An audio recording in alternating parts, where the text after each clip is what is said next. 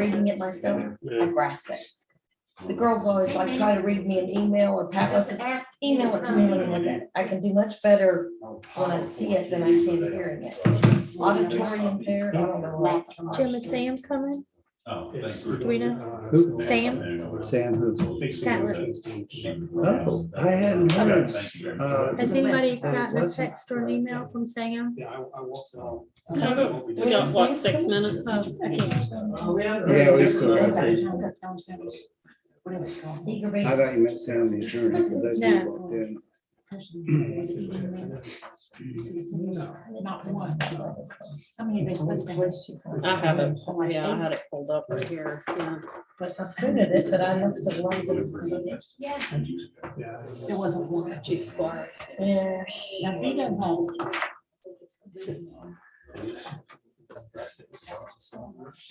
I know that's how we did it. Yeah, I wonder if they had to be song. Can you print the close to left? I got it right here. Okay, I'll give it to you. thank Perfect. you. I printed it, not got it. You don't happen to have the fire department that one printed, do you? Well, It's it's in in our here? memo. Okay. It's in the Yeah. memo. It's in it. It's just in those Thank you. comments. That was the comment from Jim. Thank you, sir. Thank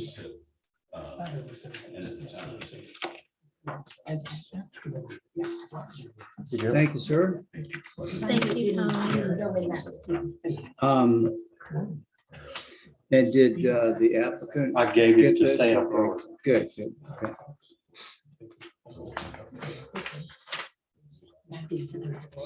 Thanks, Tom.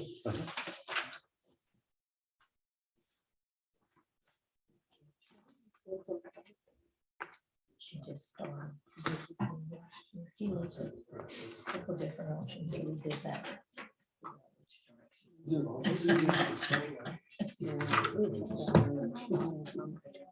Well, it gave him a little bit of. Before they went out on the negotiation. Yeah, I'm not just. So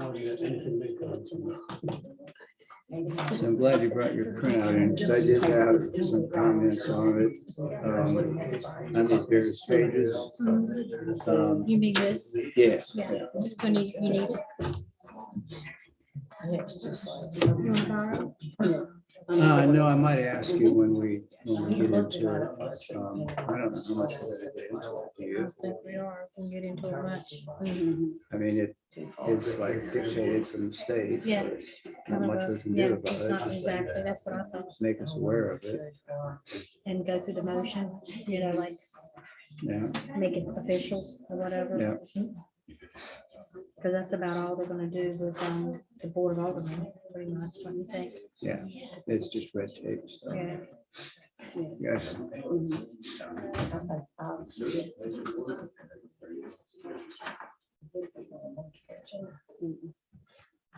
I guess Sam's coming.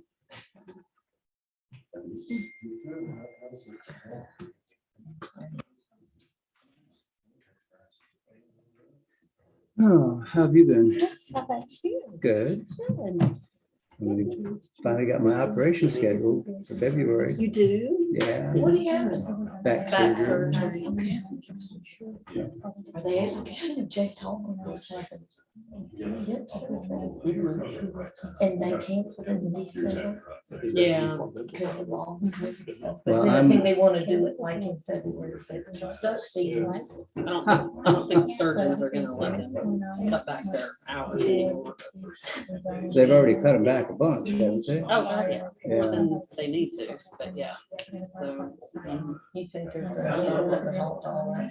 well, yeah, I mean, these guys have to operate, you know? So they're having to postpone surgeries that should not be postponed, like cancer surgeries. Well, you know Tim Taylor, by chance? Tim Taylor.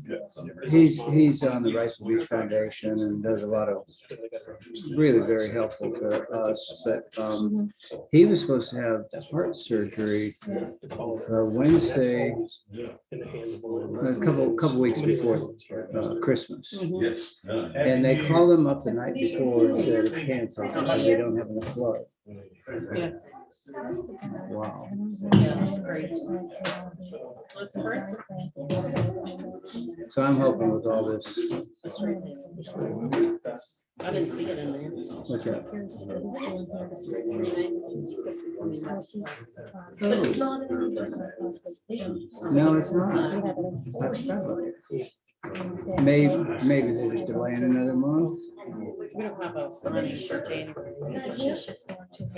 Yeah, he's bringing new sign-up sheets. Okay. Yeah. No. Well, maybe we'll do it under old business. But that should happen.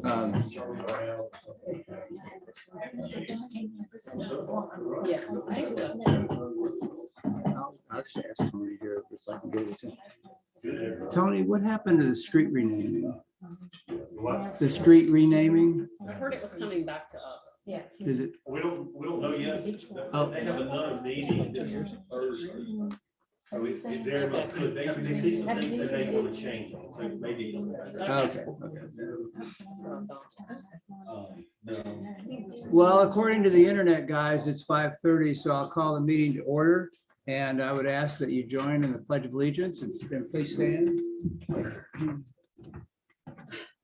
I pledge allegiance to the flag of the United States of America and to the republic for which it stands, one nation, under God, indivisible, with liberty and justice for all.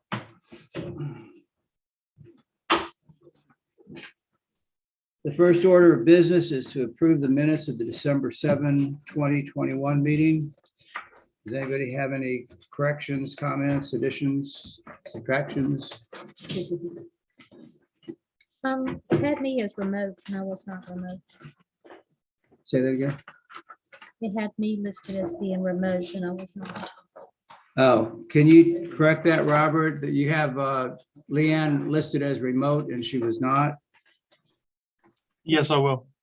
Thank you.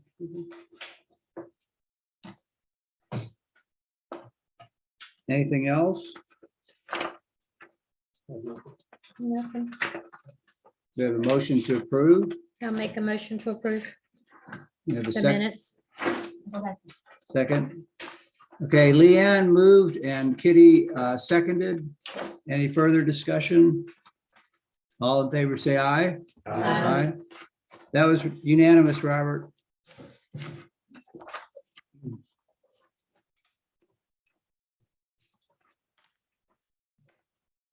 Under new business, we have agenda item A, review and discuss a text amendment to 155.9.1.5 off-street parking requirements per land use table and section A-3 definition of mixed-use commercial residential.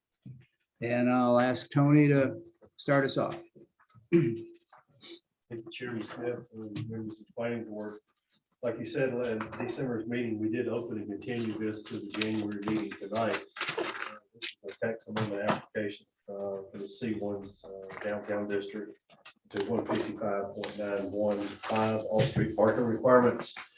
At that meeting, we discussed the downtown area. We discussed the zoning text amendment. And at that meeting, after much discussion, we got into like 4 questions I think the planning board had about this text amendment, and asked the staff to answer 4 questions to bring some information back to them. The first one on page 10, number 1, would the residential units be able to receive parking permits? And you saw the email from Tim I gave you earlier on. His response would be, Tim, the town manager, if the units are individually owned, they get 2 passes per unit. If they're owned by one entity, they would only get 2 parking passes for the whole building. So that was the answer to that. And I've attached the parking ordinance for you to look at too. Number 2 was how many other properties will this text amendment apply to the C1 district?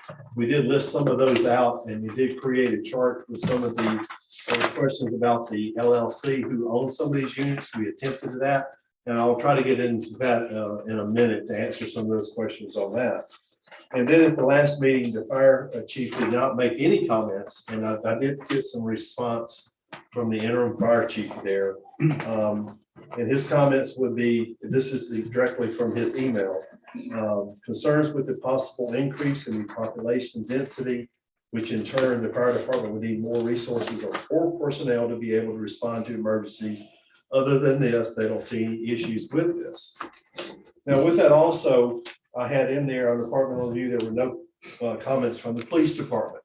I did send that email out back in that last November 1st of December and didn't get a response. And today I got a response back from Chief David Squires, and I sent that to everybody. Sent it to Sam Frank, the attorney for the applicant, to review. Now, looking over, if you saw the email David sent to me, it basically says, Tony, review this email and see, does it need to go back to the planning board, his comments? Yes. Can Sam get a copy of that? Okay, I'm sorry. Sorry. Here to show you Thank that. you. Okay, sorry. Sorry to interrupt. That's okay. Mhm. So Thank you. after reviewing the comments with the town manager, he copied the town manager and Brian Eads, we feel like David's comments would be more appropriate for the SUP, the special use permit.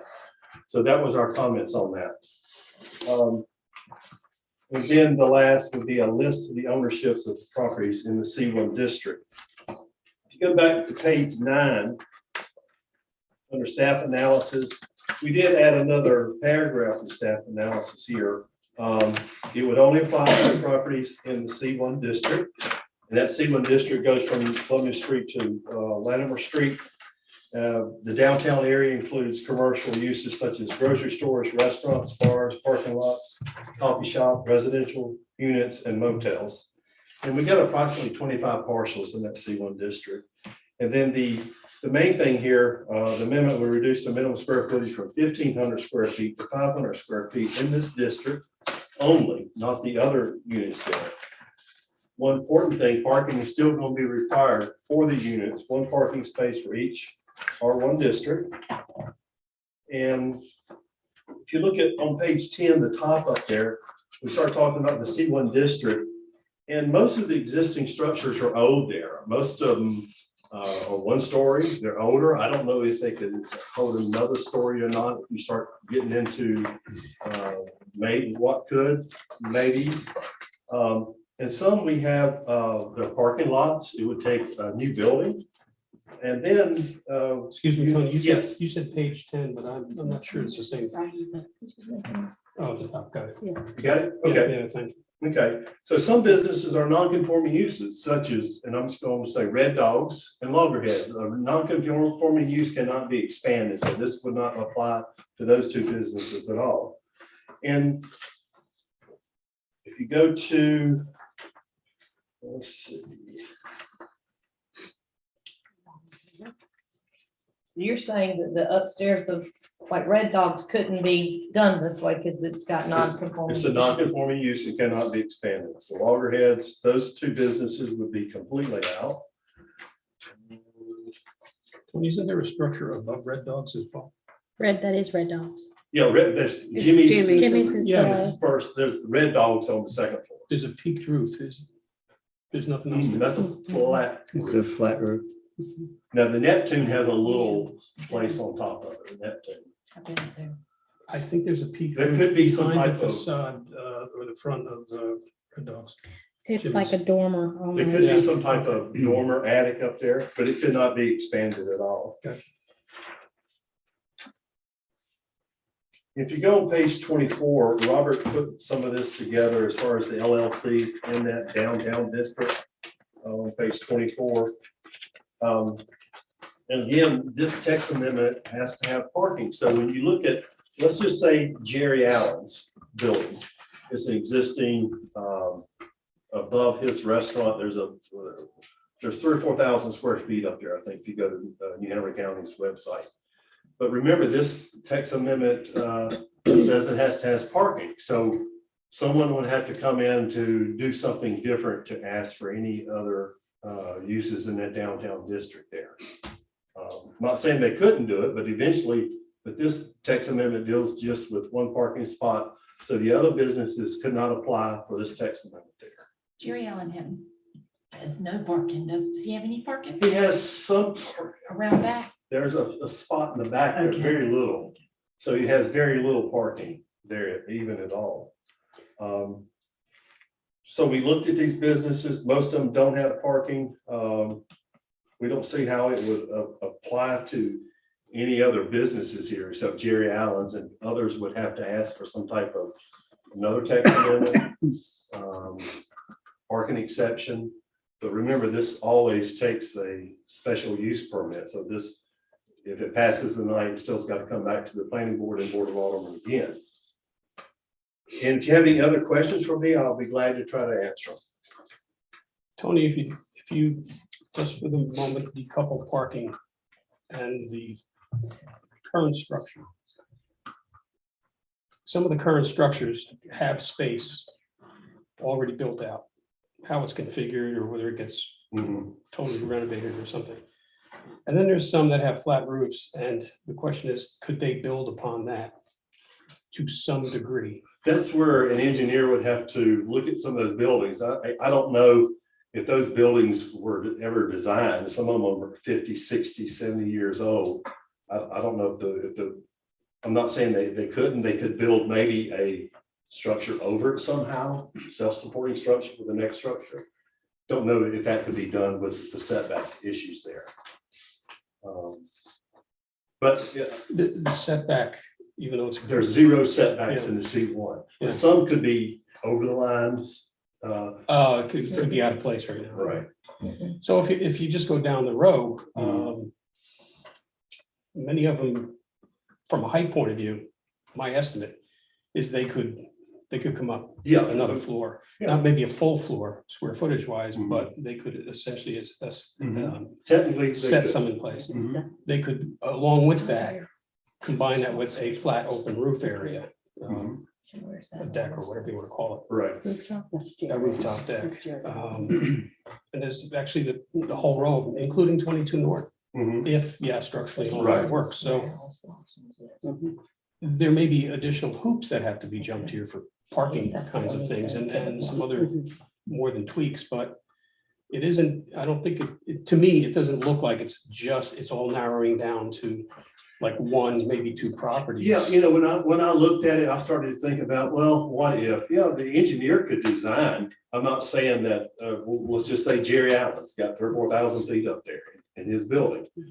For him to do that, he couldn't do it with this text amendment. So he or someone else would have to come back and apply for something different. Ask for a parking exception, things like that. But I think this text amendment really draws it into one or two buildings at the most. Most commercial buildings are flat roofs typically. A person could build technically maybe a new building. I don't know if they would or not, but so that's why I didn't go down that road of saying Jerry Allen's could add 6 units or 5 units. But knowing the amount of square footage that already exists. Yes. Is. But then you start getting into exits and things like that. Not saying he couldn't do it and they wouldn't do it because, they may come in 6 months or a year from now, but there's nothing stopping them now from doing the same thing as far as the text amendment. Doesn't the owner of Jerry Allen's own Robert's Grocery too? Well, the building's owned by Reggie. I know Reggie owns Roberts that I'm aware of. I don't know about, I thought Jerry Allen's, I'm not sure. Okay, I think Jerry Loughlin. Yeah. But so that's why I didn't go that road, Neil. I didn't want to go, well, here's a bunch of maybe. Here's a maybe at, let's say, South Beach Grill. 1 story. He could do the same thing. He's got a little bit more parking, but he would have to ask for a parking exception and some other things to make that happen there. He's not already asked for anything? He has in the past. Yeah. He wanted a has, yes, he rooftop. has in the past, but it doesn't stop them on a mixed use project to come in and ask for another parking exception and things like that. They could ask for another one. Was turned down the first time, I correct? think so. That was for Just for his Yes. restaurant, it wasn't for. that was for a tall building. He wanted to go over 43 feet. 40 feet there, I think, at one time. He wanted to put a rooftop on. Yeah. So how is rooftop space regulated Rooftop, it depends on the in the use. commercial areas? It would depend on the use. Let's say, let's just say South Beach Grill. At one time, the owner or any owner could come in and ask for some type of expansion. It would take a SUP for something like that to happen. The fire marshal gets involved in the occupant load on top of a building like that. So he would apply a formula and it would come up with X amount of numbers, safety reasons that a person could use it up there. But it would have to require parking, meet state building code and fire codes and things like that, and come through the SUP process. And are you talking specifically about it being used for a commercial use or for residential use? Well, for both, except for the occupant load, as far as, let's say if it was just a deck, you could get more people up on the deck than you could a residential, 500 square feet unit or something like that. And I think we're mixing apples and oranges a little bit. This space that they're requesting to reuse is already there. So they're really not adding any space. So the question is, can they do what they want to do or asking for with this space that's existing? They're not adding any rooftop or anything of that nature in this particular application. I understand that, but they also do have a flat roof. True. The word rooftop did come up in the last. Yeah, the rooftops, they would still, whoever, it doesn't matter if it was Tower 7, 22 North, they would still have to come through the planning board, board of aldermen for any type of approval like that. Just, let's say, a waiting area or something. But that's for commercial, but as a residential, They still have to Just come like- through the SUP and then text them again. a residential, if they wanted to go up and use the rooftop as a, like in the big cities, when you see these townhomes side by side and they go to the top, they all have rooftops. They may be shared, they may not. Mhm. But is that what you're, Yeah, sure. like in Chicago, for example, not that I've ever been there, but I've seen they have rooftops and it's part of whatever your residential, but they may be shared if it's a duplex.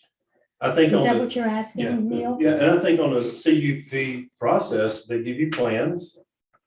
You would know if they were doing something like that. You would know that if someone was putting a rooftop deck, it would have required exits and things like that. So it would come through the planning, text amendment, and the SUP process. The little apartment that is over the Hollywood thing, that I looked at that today or yesterday. It looks like it's got a rooftop usage. Yes. And And it's, so they got permission. no, it's been up there ever since I've been here, that That rooftop. rooftop's been, So it's been there. well, it was the laundromat for a long time, so it Yes. probably wasn't used like Right. that. But after that, when that apartment went in there, there used to be people out there on the weekends and so forth. So it is an approved roof. Yes. Right, I at mean, this point, they use it. in other words, it's been there, it's like grandfather, it's been there, and y'all been here longer than me, but I know it's been here for 25, 26 years plus. Right. What about, excuse me, one more time, what about the place, and I guess it's over Jerry Allen's, that was all kinds of businesses have been in up there. And you're saying it's 3,000 to 4,000 square. When I went to the Howard County's website or their tax GIS, that's the number I come up with. I don't know how accurate that is, but that's a pretty big building. I Is don't know it if that, used now? Is it used? there are some offices up there Offices that I'm in there. aware of, yes. Do you recall, and I can recall when they took me up there to see it one time, Mhm. that there were no permits given for that place. They just did it. Do you recall how that came about, that we developed that? You talking about that apartment or whatever? Yeah, what, at the time they had some artwork up there and We had some issues with permitting on top of Jerry Allen's with some of the businesses. I think at one time there was an illegal apartment there. I think it was removed, and I don't know if it's been put back or not. There is an apartment up there. Yeah. there is one. Mhm. And I remember at the time that it was just put in. It's like on a separate staircase. Yeah. You go up and then you go up again. Right. So it's on the third floor. Yeah. There's actually a lot of parking back behind that Yeah, building. they got some parking back there. Because he also rents out the bottom for Jim. a gym. Okay, So- this is a Second little floor. place in the back. On the bottom floor, yeah, that's back behind Jerry Allen's. But he's also sharing it with his business, right? No, No, it's I mean, like it's- three and a half it's stories. just It's, for the- it's. I mean, Jerry multiple- Allen doesn't have any parking space. I think he said he does have some back there. There's quite a But bit of not parking Jerry back there. Allen's, Yeah. does it have to have parking spaces? It's grandfathered because it's been there Yeah. for so long. I think over the years he purchased that lot or he kind of rented it and now he may own it. So he just kind of is using it as needed and it is needed there. So, Yeah, This is which lot? The one behind it or the one yeah, it's across one the street? behind the it. one behind it. You may not have even noticed it, paid attention to it. Yeah, I mean, And remember, one of the things, if you look at the CAMA land use plan, it talks about, this is what we heard 15, 20 years ago from the businesses. They needed help, they needed some they wanted residential units. And I don't think we've approved one except the projects that never got built, the pier project, middle of the island project that was approved, it never got built. But it was for these areas to help the commercial businesses out. And no one has so far been successful or have gone to that I've next even step. tried. Yeah. Even tried. Well, they just aren't financially Yes, feasible. Well, the issue was the 1,500 square feet was large. And no one ever tried to do anything with that. So, but that was one of the things that I remember hearing from those business owners down there. Any, we can have another shot at Tony, but anything Yes. else for Tony before we have the applicant approach us? We good to move on? Okay, thanks, Tony. Sam? Then I guess refresh your name and address and everything for everybody, if you would, please. I will. Thank you, Mr. Chairman, members of the board. My name is Sam Frank. I represent the applicant. Thank you for the opportunity to speak with you again. I recognize this is a continued hearing from our discussion last month. Just only a couple of things I choose to add to what Tony has described already. First and foremost, need to echo what he said near the end, which is this is consistent with your future land use plan. At the end of the day is the fundamental determination that you look at to consider whether or not you think a change to the zoning code makes sense. There are approximately 14 parcels in that C1 district. Of that, 5 of them already have residential use incorporated, either as a mixed use or exclusively. Of those 5, 4 out of the 5 incorporate dwelling units that are between 500 and 750 square feet. I point that out just to demonstrate that the market has already shown us that this limitation that we proposed is exactly what fits well in this district in the town. If someone were to want to take one of the 8 other parcels that's exclusively commercial and convert it to a mixed-use development, there are several challenges that that person would face. First and foremost, it has to be approved by you. You can't change a commercial use to a mixed use in the C1 district without a special use permit. Second, there's a significant physical challenge. You can take a building like the building that houses Tower 7 today and renovate an existing structure and stay within the 50% rule.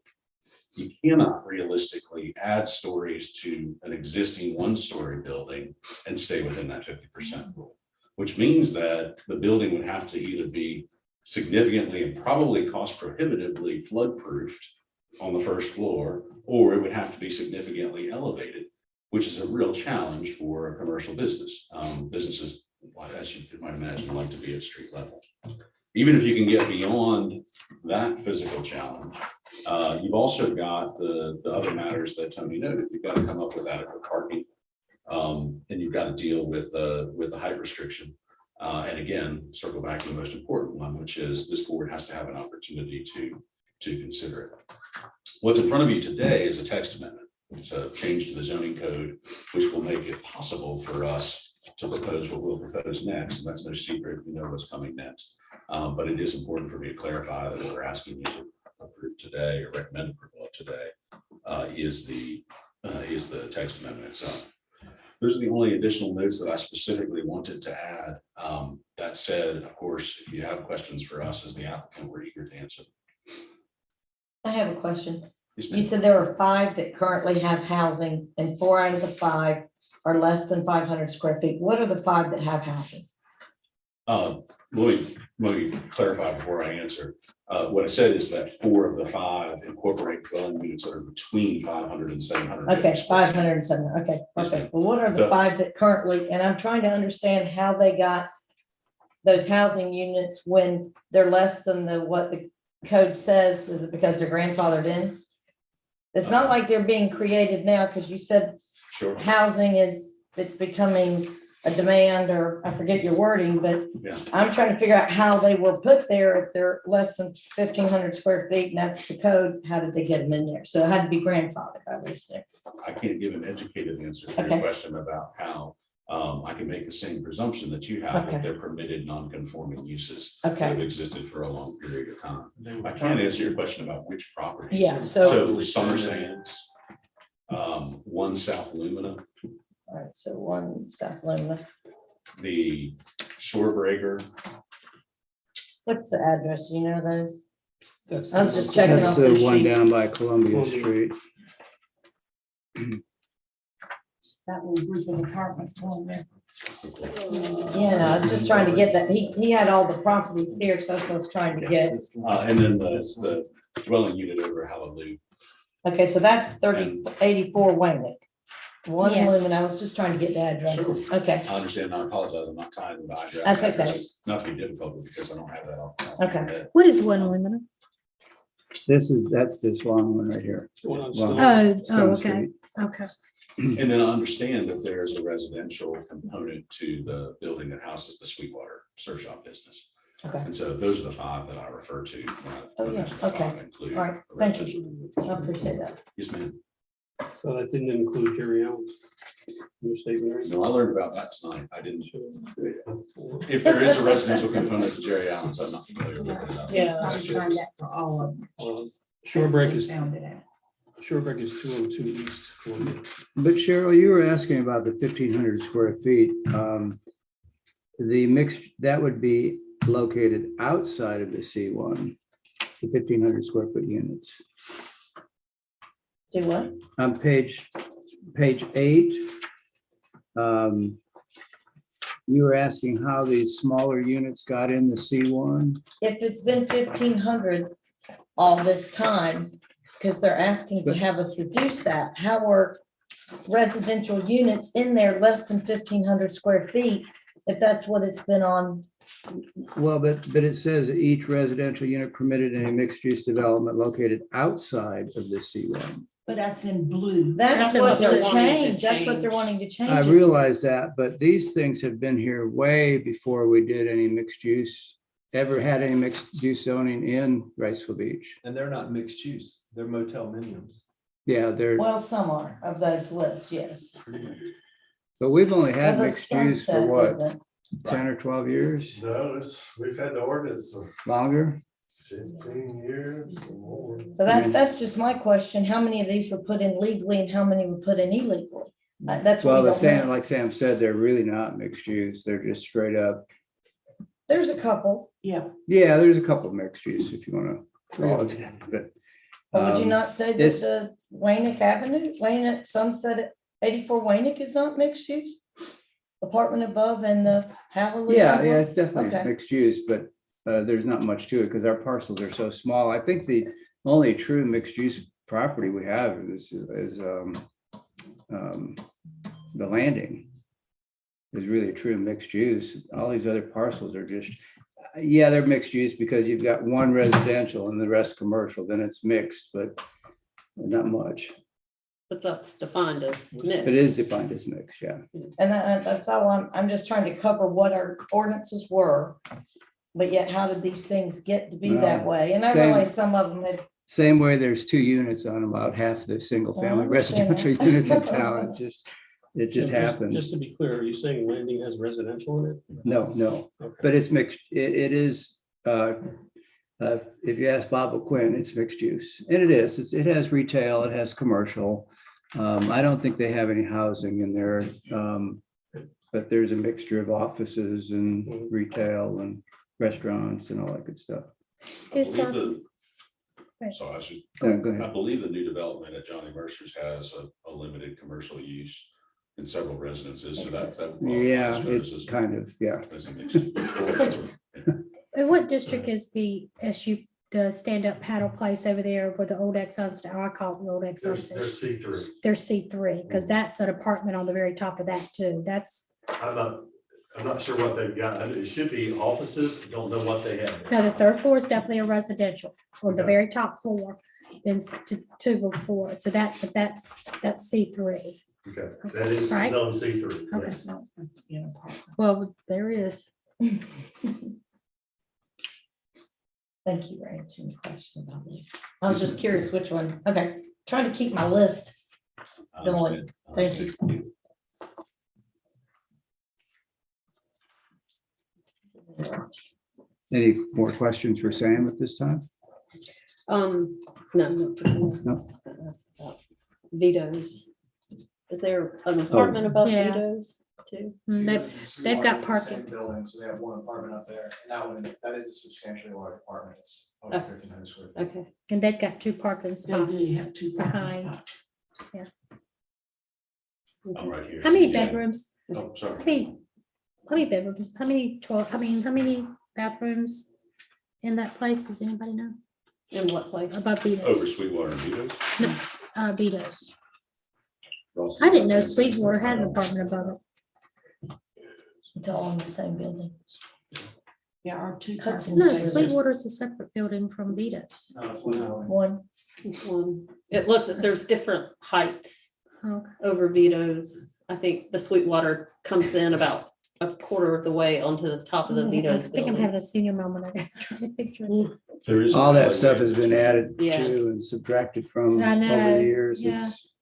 It's a I have a question. mess. How many parking spaces are there now behind Tower 7? I'm not sure what they're called. They call Tower 7? Yes, Okay. there are 12. Wait. Let me finish my question. Sure. How many are for customers behind Tower 7? Customers. Yeah, and I don't know that, let me tell you what I do know, I can answer for certain. There are 12 parking spaces on the backside of that parcel. 8 of those parking spaces are allocated to Tower 7's use. I do not think that Tower 7 distinguishes between the spaces being available for customers versus being available for staff. And if they do, I think they may adapt that from time to time. I know that their lease allows them the exclusive right to utilize 8 of those spaces. 4 of the parking spaces, the other 4, are allocated to the use of the offices that are currently existing on the second floor. There's 5 to 8 offices up there, a conference room, reception area. There've been a couple different businesses in that space over the years.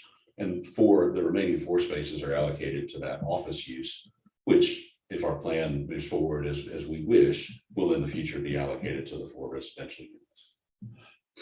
Tony. Excuse me. Wait, now don't leave because this is part of your deal.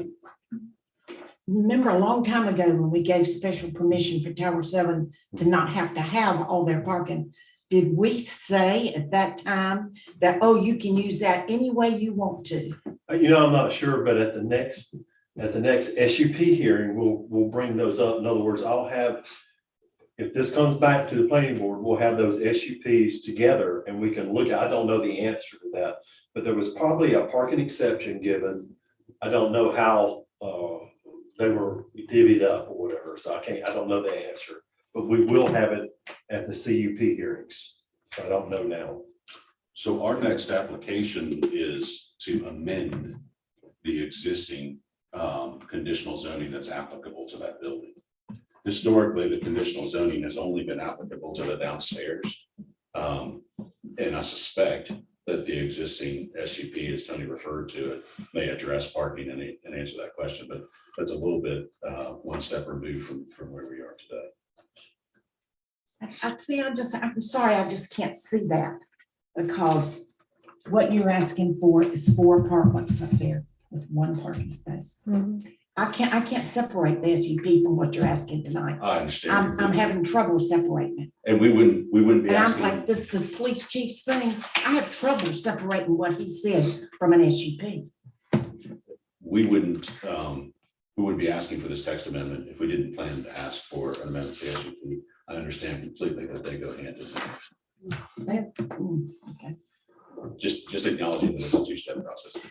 I have a question and maybe better addressed to Tony. Is the business of Tower 7 not guaranteed customer park? Do they not have to have customer parking? Because now it says staff parking back there, but the staff used to park across the bridge and walk. I know this because I eat there probably 3 times a week. So, Again, I think that's where but I think you can go back and look in minutes. If I said to Sylvia tomorrow morning, Yeah. tell me what it said, in 15 minutes, she'd have it for me. yeah, you could, and that's the way to I'm do just it. curious to And know, then does it have to? remember, what we're doing here is amending an existing SUP, Mhm, and you can make those changes or recommend these changes, mhm. whatever you would like at the next hearing. So you can make some changes there to reduce the amount or add to it, but I can't comment it because I don't have the SUPs in front of me. or whatever. I can offer the assurance that nothing about this text amendment, nor anything about the application to amend the SUP that we'll bring before you next, will change in any way what currently regulates the parking for Tower 7. So whatever the lay of the land is in that regard today, we won't ask you to change it. And if something that you want to propose to change it in connection with that SUP amendment, of course, that's fair game for us to respond to at that time. But from our perspective, we have left the downstairs use alone and the parking for the downstairs use alone without disrupting it.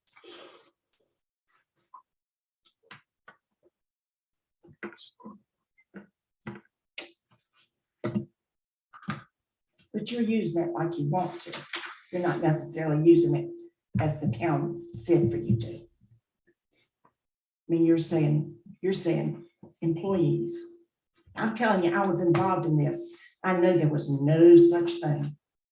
Because, and then the reason we granted an exception was because it's really lots of walk-up traffic. And I totally admit that. Sure. But there's no way that we would have ever passed that saying there was not a single space for a customer to eat in that restaurant. And just to He, be absolutely, he might know. just to be absolutely clear, I'm not suggesting that if employees are not allowed to use those parking spaces under the SUP as it exists today, that we're advocating that they should. I respect that that's the rule. That's the arrangement. Yeah. Yeah, Those I spots are think used by customers all the time. Ross, Those Could- spots are used by customers all the time. Come on up and. yeah, if you would, please. And I need to interrupt a second for the audience. I don't know if you heard, but the TV screens are out. That's why you're not seeing anything. We had a storm. They blew it out. Yeah, go ahead. From my understanding and from what I saw this summer with, Tower 7 has someone out there monitoring the parking lot. Those spots are primarily used for customers. And I was with the real estate firm that was upstairs and is now over top of Jerry Allen's. There are 4 spots that were allotted to Cadence Realty. And there are 7 spots in the lease for Tower 7 and 12 spots back there total. But those signs, I mean, You said there's 12 total, 4 to upstairs, and There's 7 for the lease for Tower 7. so the 12th is And how many for Cadence? just, so there's an extra spot. Yeah, I apologize. I misspoke when I said 8 for the lease. Ross would know better than that. You should give your name and address. If you don't mind. Ross Tomaselli, 121 Live Oak Drive. Thank you.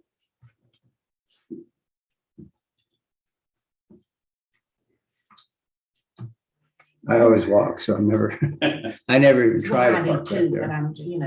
I'm, other people I always walk the bike. that would like not to, that don't go there because they can't. There's no place to park. Mhm. There's nowhere to park the bike either. Nowhere what? Park Put your your bike either. I'm parking on the sidewalk. But again, that's the owner's choice. I mean, he doesn't care whether, Well, bikes still get there and they lean up on that phone pole. yeah. But the bottom line is that this text amendment is going to change, will be to change the parking instead of 2 spots. which would be what they were required to have to put in 4 units. That's 8, reduced down to 4.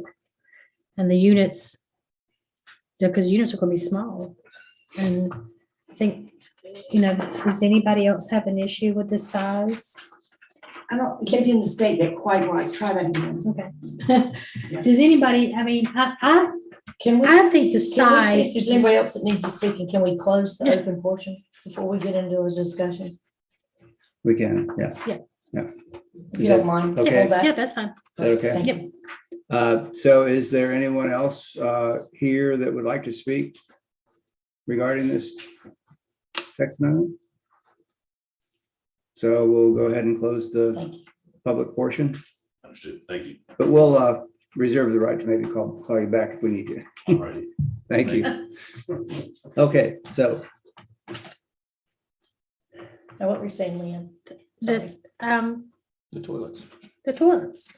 She said we're talking about parking. Yeah, because if the chart says, I'm assuming each of these units has just one toilet, right? If the plan I looked at. that's what they're proposing, yes. So then the parking would have to change from 8 spots to 4, Correct. right? So instead of needing 8 spots, parking spots, they're asking for us to change it to 4 Correct. total. I'm talking about total.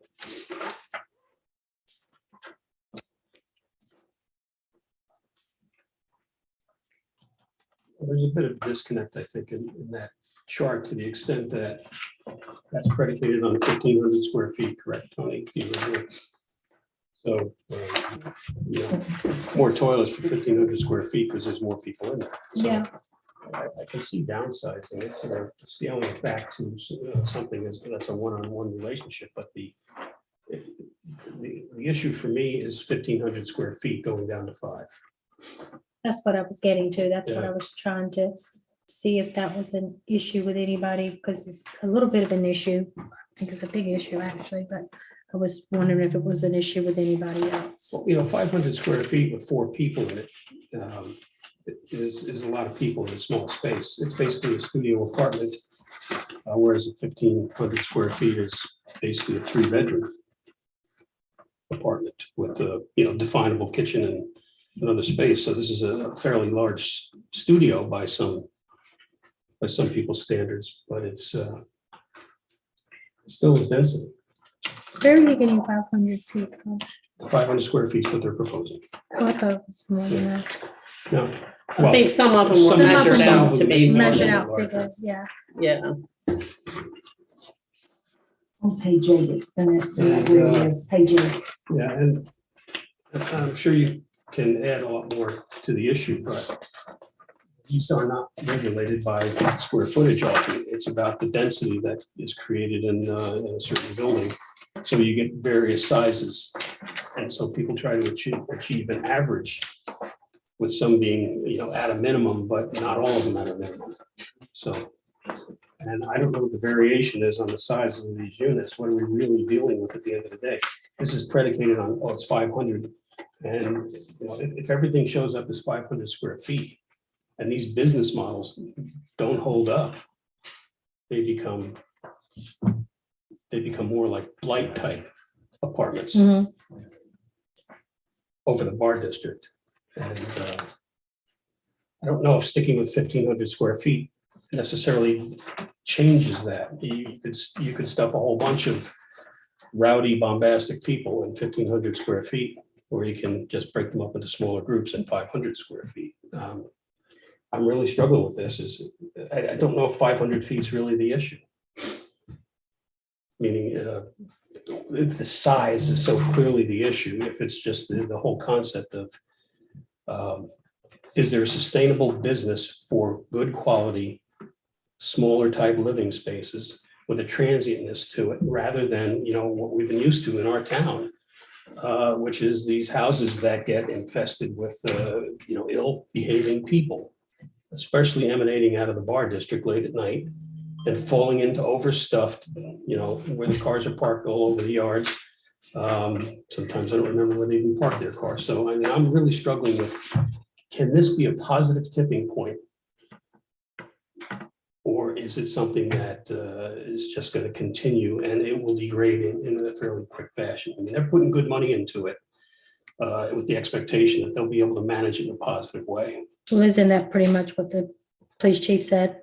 Kind of, you're kind of I on mean, the I think same. the business risk is on the developer, whether it's a viable business model or not. And my experience has been the bigger the unit, the bigger the party, and the more people they stuff in it. So if our concern is rowdy people over the building and people cramming into the units, after going to the beach bars at night and having a big slumber party, I think you have a bigger risk with 1,500 square foot units than you do with 500 units for that type of behavior. I disagree. I disagree. My opinion. No, I agree with Sam, but I guess we have a Well, difference I of think opinion. I think if it's a 500 square foot unit, the rent's gonna be a lot less. Mhm. Therefore, college kids and whomever can rent that. Whereas if it's a larger unit, then the price is gonna be a lot more expensive. Yeah, And so it's a little bit harder for, for college kids to pay 5,000 for a week as opposed to, whatever for a week. So, I don't know. And I am, obviously would love to see that changed and redone and looking a lot better down there and somebody getting some use out of it for sure. I'm all about pro-business, and it's kind of hard because I think, bigger businesses can't be in that could afford the rent there, could not be in that area because there's no parking and not enough parking, but smaller businesses, I don't think can afford the rent for that. So it's kind of like, I don't know, but I do feel like that the 500 square feet is more enabling to rowdy young behavior. I mean, I've got 4 kids and I'm sure they've over the years in college packed people in some small spaces. They sleep on the floors, I can tell you that. So, and that's concerning as well as like what Chief Squires says in his memo. And I know that, Tony, you said that it was more appropriate for the SUP, but I think this I feel like it's appropriate for what we're hearing tonight because it all basically leads into the same thing. So. Yeah, And I feel like I cannot separate. I'm having a really hard Yeah, time and I know, separating I don't know, I the feel like. permission to do this when when I disagree with the results. I think the results will be difficult. I don't see how I can separate them. I keep struggling to figure out, are there other aspects of this that can be pulled together to make this a positive change element in the town, rather than we're just talking about this Tower 7 project and, we tweak the parking thing and I'm still not confident. Let me flip it around. I would rather see how can we make it a positive experience for the other property owners to say, how can they get on board with something and positive change in the space rather than this be a one-off. Maybe they're not the looming immediate threat, the other parcels. They're looking at the other way, they potentially are the looming opportunities. And what can we change here? And I'm very concerned about the outdoor space utilization because we don't need rooftop parties and rooftop bars or waiting areas for bars right in the hot zone of our town of noise and aromas and behaviors and everything else. So I'm struggling. What else? What's the path here, other than saying it's 500? We tweak the parking, and that's the only choice at the table. What else can we put forward here, or what might you suggest? Can I just, going back to the whole 500 bigger unit thing, this isn't the first one that I've looked at doing. If I had done the first one and people had spent the past 2 years beating it to pieces and trashing it and ruining something that I owned, I wouldn't have wanted to take on a project like this. But as an owner, I've already done this and I've had a really positive experience. Guests really enjoy it and they take really good care of the space. My prices are super high. So I weed out a lot of that. Where is it? Do you mind me asking? I own the one over top of Honolulu and I own one on North Lemon Avenue. I looked at that you can't even take that and compare it to this. Yes, I can, because I redid the whole thing. And I don't mean that. I- That's not what I mean. It's lovely, it's beautiful, it's darling. But what you're asking is to take that kind of situation and to put it into downtown Wrightsville Beach. And that place is way, way away from downtown Wrightsville Beach. It's in the C1 Has district, wonderful neighbors. It's in what? the C1 district. That one that's right on North Lumina. I think you're talking about two different. You're talking about properties. Holly- you're talking Yeah, about I think Holly- he's you're talking Oh, about- Hallelujah. Oh, yes. Yeah. And that's in the C1 district. I've had a really But it's positive just experience one with it. little, yeah. Ross, was talking how about big that is the one on unit North over Lumina. Honolulu? So 500 square are feet. you using the Hallelujah one as the comparison? I mean, Yes. you're using this as I compared to mean, that one. I have the one on North Lumina and I have those, and yeah, I've been doing it 2 years. It's been really positive for me. People enjoy staying there. I know when I travel with my friends and we go to a bachelor party, we're not looking for a small place, we're looking for a giant house and we can split the cost and it's super cheap for everyone. I typically find myself having a couple coming to stay and spending a premium to have a really nice stay at the places that I have. And that would be okay. Normally, that would be a great situation, and we wished it would be like that. But unfortunately, I live in that area. There's no such thing. That is, I mean, it's almost every night from 2 a.m. to 4 a.m. Lights, drunks, drugs, kids, screeching of brakes, lights going, and it's every night for the last 50 years. And no matter what we say, I mean, we've had all these meetings with these business people. Every spring you have a meeting. Oh, we're gonna do this, and they don't. It's the same problem every year. And And it's I getting can't see worse. spending a bunch of money on an apartment to go down and sit in that area. I wish it were, I would give anything if that place was cleaned up. And when you entered Wrightsville Beach, that's not what you saw the first thing. I would have just asked if, because to be honest, I'm trying to get creative. I want the same thing you want. I want the area cleaned up. If this isn't the solution, then what is the solution? I'd love to hear it. Yeah. Because I'm very confident this is the solution because I've tested it before and I know that it works and I'm very passionate about this project. You don't have any problem with where it's located. None whatsoever. No parking, all the noise, restaurant smells, everything. You're not bothered at all by that. Mr. Thomas? I would add as a kind of as a proof of concept, he has the business model operating right across the street from where he's proposing to do this one. It's a little It's bit out of it's the a district. little different. out of the It's district. It's different. small. I'm sorry. different. It's, It's not C1, Hallelujah? It's it's in it, but it's not in the middle of downtown.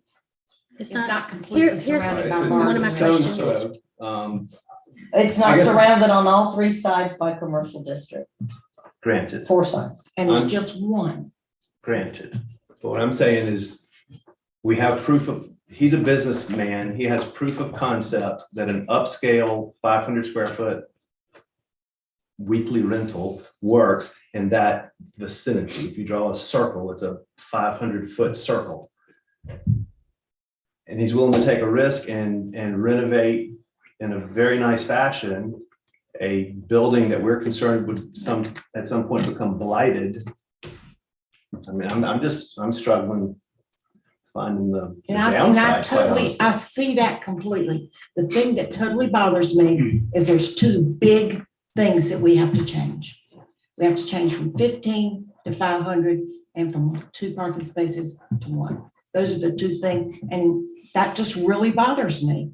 and the other thing too, and I think I said this to you, or both of y'all, the last meeting, Mr. Tomaselli, is that when this first came to us a month ago, our first time we got our packet, I thought maybe this, and you said it yourself, maybe this is the beginning of what would clean up that area. But then when I thought about it a little longer, and I know what you're saying, we had our period from our last meeting, then I did a lot of thinking. Places like Jimmy's and Red Dogs, and I'm not going to single out any one bar, but all the bar district, they're not going to change. They're not. You putting in this beautiful, spending all this money and making it pretty, it's not going to solve our problem down there. It's not. Jimmy's not gonna close his doors, Red Dog's not gonna close their door, Loggerheads, not in my lifetime, I think, and I wish like you that it would. The other thing that I thought about was, I find it difficult to conceive, but I'm not the one that's put them, it's not my building, it's not, and I do, like Kitty, I live closer to it as well. I don't see a couple honeymooning or with a small child renting for a week, because I don't know what you're going to charge, and I'm sure it's going to be sizable, with a baby in the above Tower 7 Mexican restaurant, surrounded by bars at 2 a.m. in the morning, when that place is like an atomic bomb, when the bars let out and last call's been made. It's so bad that we have to hire extra police enforcement down there. And then it spills down towards your house, towards my house.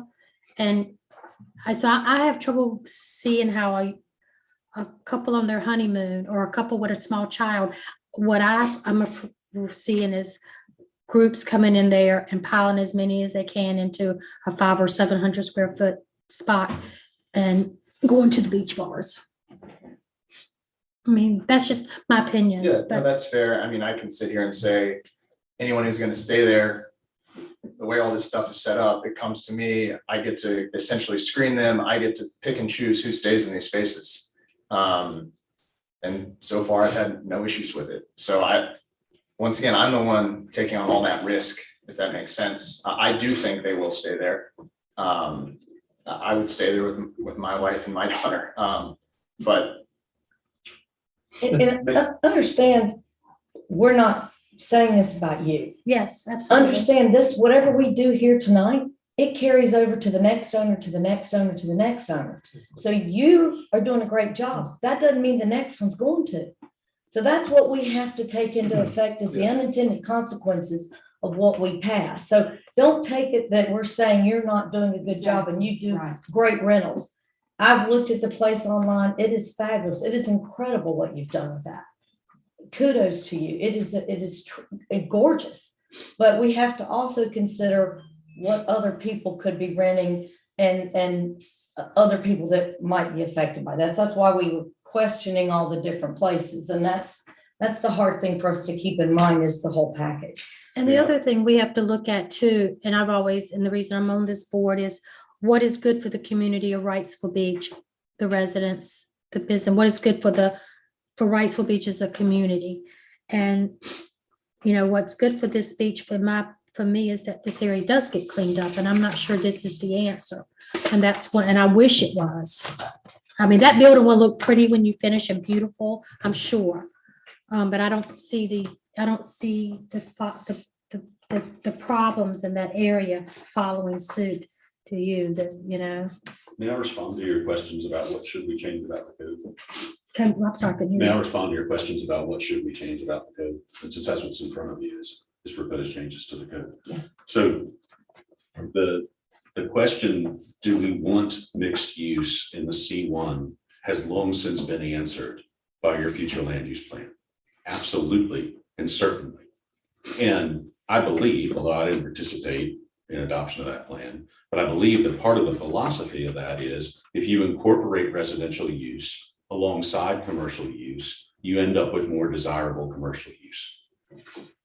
The reason that you don't have mixed use in the C1 district today is because you require every dwelling unit to be 1,500 square feet or greater, and because you require 2 parking spaces per toilet. That's exactly why we've proposed the changes that we have. Now, yes, it's a relatively limited impact. The C1 district just isn't that big, and there aren't that many buildings where someone could practically apply this. But know that the changes that we've proposed here are intended to facilitate and make possible mixed use in the C1 district when you like the plan. When you like the specific plan for the specific building that's put in front of you, if you recommend this and if the Board of Aldermen approves it, then there's a pathway to allow exactly the kind of use that your future land use plan says is what we want to move forward. And if we don't do that, if we don't make this change to the zoning code, then the status quo remains, which is no mixed use incorporated into the C1 because it's not financially viable to do it.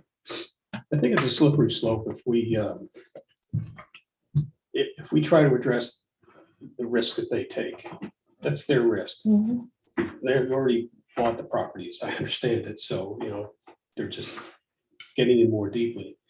The thing for me is, what is it about this change that has the unintended consequences or knock-on effect down the corridor or whatever it is? And I can only hope that it would be positive. Knowing some of the property owners there, I don't know, I don't have high expectations of what they would bring to the party versus, what we see, here by these owners. So there's a risk we take in that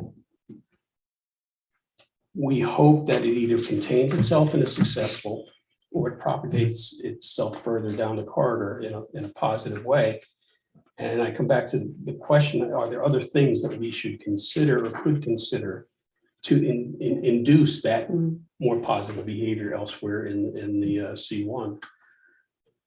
I don't think we should have to tie, this application up trying to solve all those problems, but I think that's the work that we should drive towards is, how do we more comprehensively set a tone for C1? If we go down this direction, what do we do next? You could imagine that other developers would come in and buy up those properties that from the current owners and say, hey, let's do something good with this property. Let's change it in a positive way. That would be great. It would be great, but development only happens, positive development only happens because you open the door. You create some controlled opening going on here. I mean, I hear what's been said about, you can, is it smaller or larger? What's the challenge? If their business model fails, it's unfortunate because we don't then succeed in this aspect relative to the town, and they don't succeed relative to their financial desires, and they may fold the tent and go away. And the parking issue for me, it seems reasonable at the size that's being requested, but that accommodates the type of people who would normally rent it. I have no idea what their occupancy rate expects to be in their business model. I can't imagine they'll be full every week or every weekend, but I guess they've run their math. I'm inclined not to get in the way of their business model if there's not inherently something about this change that's going to really hurt that space. And I don't think you can do much to hurt that space more than it already hurts. The buildings are in bad repair. Nothing's changed in whatever years you've said, and I mean, this is at least one possibility that it will be positive. I realize I've emotionally wrapped my mind around this in a very negative way for quite some time, trying to figure out if it's the size of the space that's the driver. Is it the parking?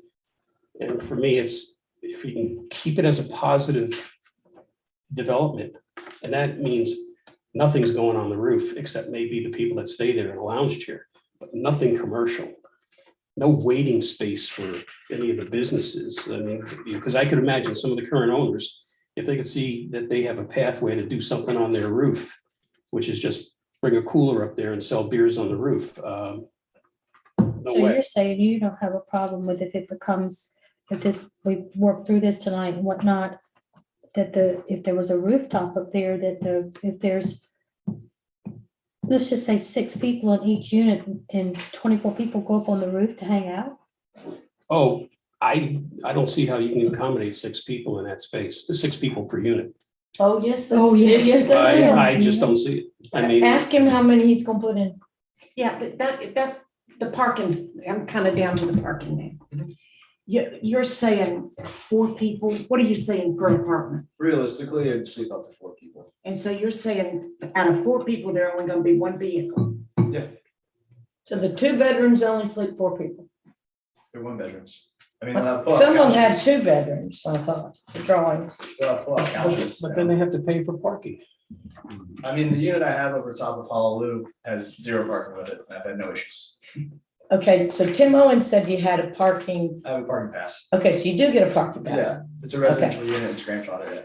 So if we make these residential units, you're gonna get those parking places and parking passes. I think he said to start, it would be 2 parking passes. And For the then- entire. For the There are entire parking thing. tags that come with You're it. gonna own the whole piece. You're Yes. not gonna Yes, sell ma'am. these. Yes. So because he owns the whole piece. he Right, Only owns get it. two. Right, I get that. Okay, And there are lots of people that rent their homes that use their passes for Right. that. But you have to. I mean, 4 people in 1 automobile is kind of unrealistic. How are you gonna monitor? How would, well, that's, I'm not gonna ask that. Never mind. That's You limit that's the issue. occupancy. Yeah, there's a That's the maximum. Yeah, occupancy. Yeah, and what he's saying is 4. Yeah. I mean, that's reasonable, if there were spaces to park. To When come you back ride to your, back there, you're just like, ooh, and I'm yeah, sure you're gonna clean all that up too, so. your question was, would I be okay with 24 people up there? Well, which is And usually. assuming- Well, I know what 2 people on a deck sound like Yeah. across the street from me. So So 3 Yeah, people is that even roof's more. not So now grandfathered it's now, say could you 4, still use, 8. could they That's still use 16. it? They So could not. 16 people Yeah. on He the says you deck. cannot. Over Tower 7. Did you hear that? No, man. It's not, that roof is not grandfathered, so they could not use it. All above Hallelujah is grandfathered, Hmm. the use. Well, I consider that good news, but I'm Yes. thinking bigger, Yes, longer term, yes. that this type of a thing going forward, how do we have the positive controls in place that gets the development moving further down the block and doesn't create the type of behaviors that we typically see out of the bar investments, which is, the more beers you can pour, the better off. The problem with that whole area is there's just no parking, period. But But they wouldn't that- be able to use the rooftop because it's, But that self-resolves itself in that they, well, of course, after a certain hour, they don't have to pay anyway, but, first come, first served. but I'm glad I wouldn't be renting there on those conditions. Neil, I think it's a risk for us. It's a risk for you.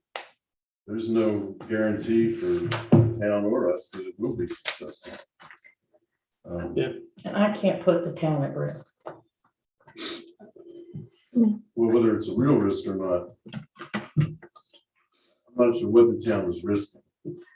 I know what we're risking. Right, but you said it was a risk for us, and that's my big concern, taking 1,500 down to 500. Read it again. Tony, the Summer Sands, is that considered commercial residential? It's, as far as the building code, the building is a commercial building. And if you look at the commercial building code, it's a residential use. So it's a commercial building with residential units. So it's more commercial, I would say, as far as zoning and things like that. Okay. Yeah. Thank you. The second point in the chief's letter where he talks about, the parking and violation, increased violations and blockages and inconveniences. I think he could have written that same statement just in general about how the town has progressed in the people that get here. The popularity of our beach. And I've He's said basically before, describing every day in the summer. I've by said that. before, that's the owner's problem, not the town's problem. Violations, though, that clearly need to be enforced, if that inherently increases, but I don't see how it increases because of say, 4 apartments. If it's a high-end rental, I don't think these people are coming here to be idiots and get themselves in trouble. I want to think the best of people, but if the complaints are because it's noisy across the street, then my gut feeling is that that's known up front. Whether the renter knew it or not, certainly the landlord knows they're moving into a noise zone, or the building investing in a noise zone, and the ability to control that has just been elusive for decades. And the renter just wouldn't come back. You would think. I mean, if it's a situation they're shocked by, Yeah. they would never come back.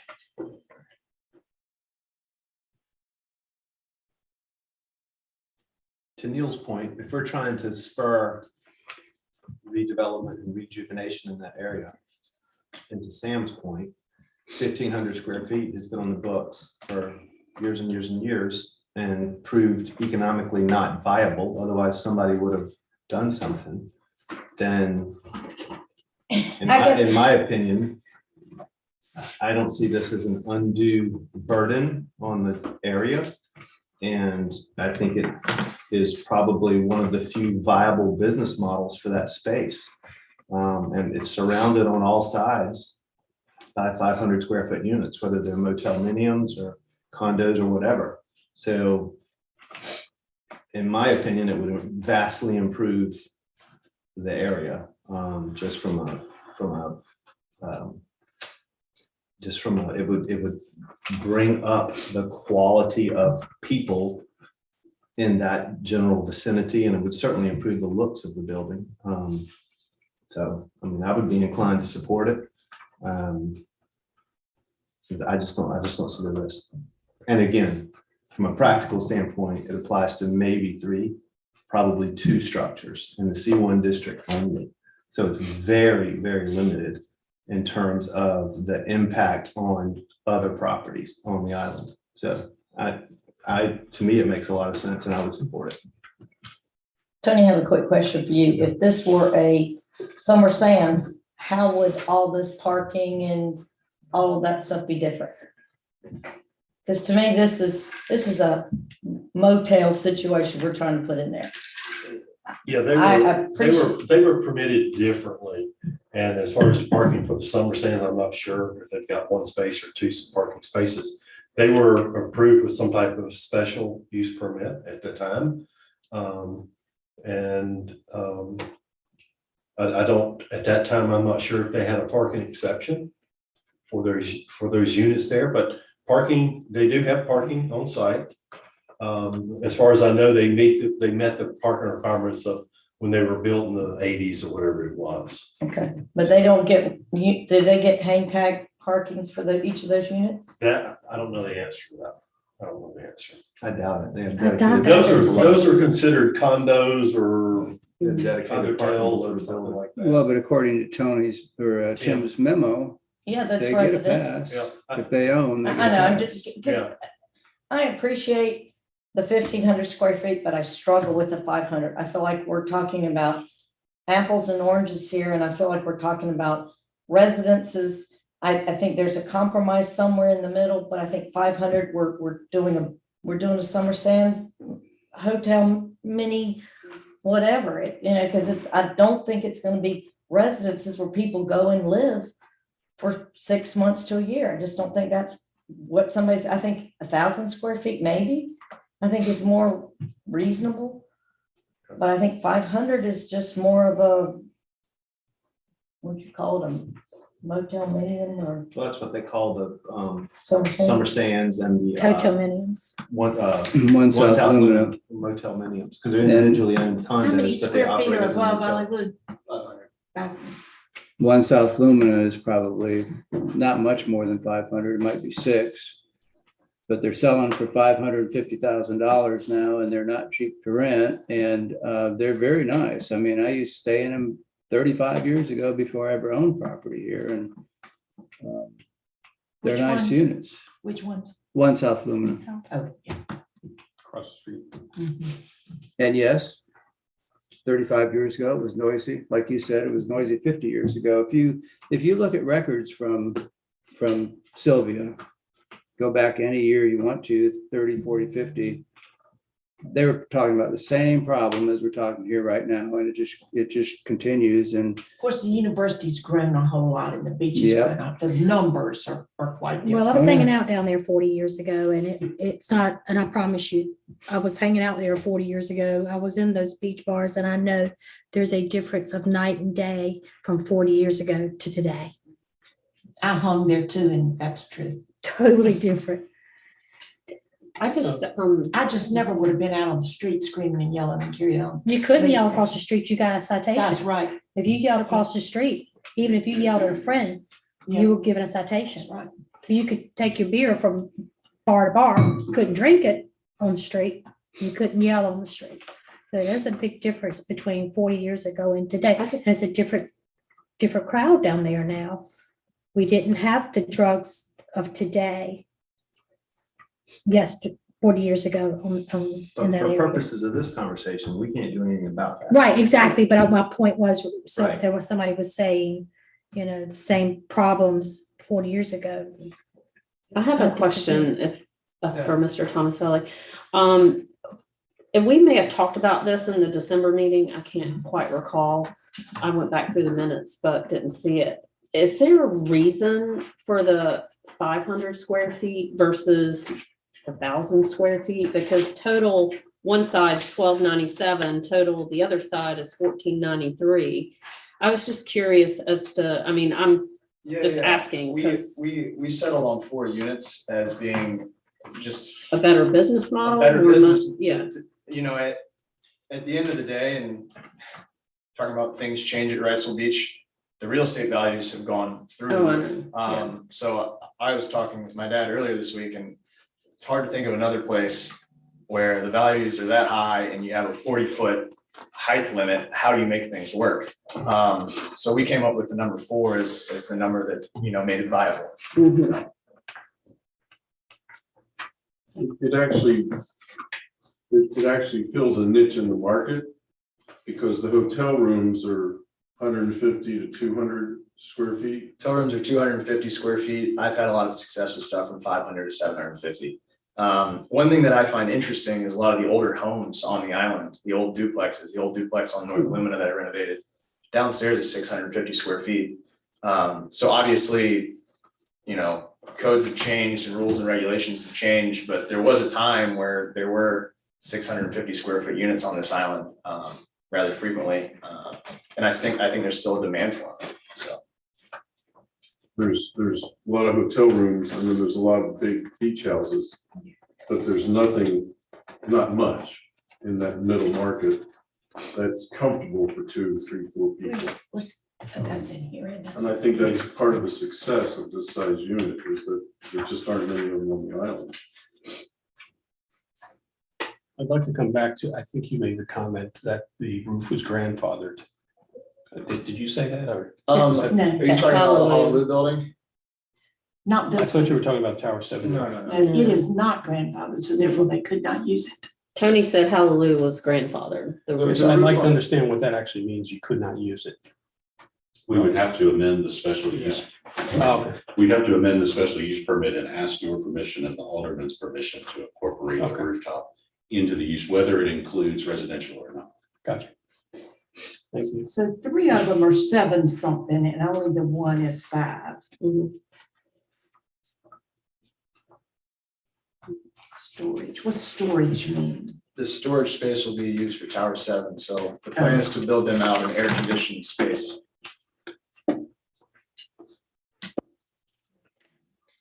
That's consistent with the current use. Most of it's offices, but some of the upstairs use is currently utilized by Tower 7 for storage. Are there closets in these units? Yes. There are closets.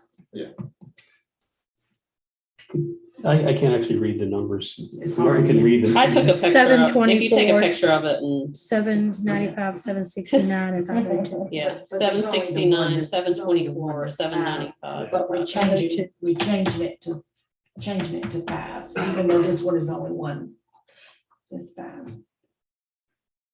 Yeah, the rest of them are over 7. Yeah, One's almost 8, 795. but again, the standard will be from that moment on 500. I don't question though the comfort of he's it. like that. I've stayed in places small like that.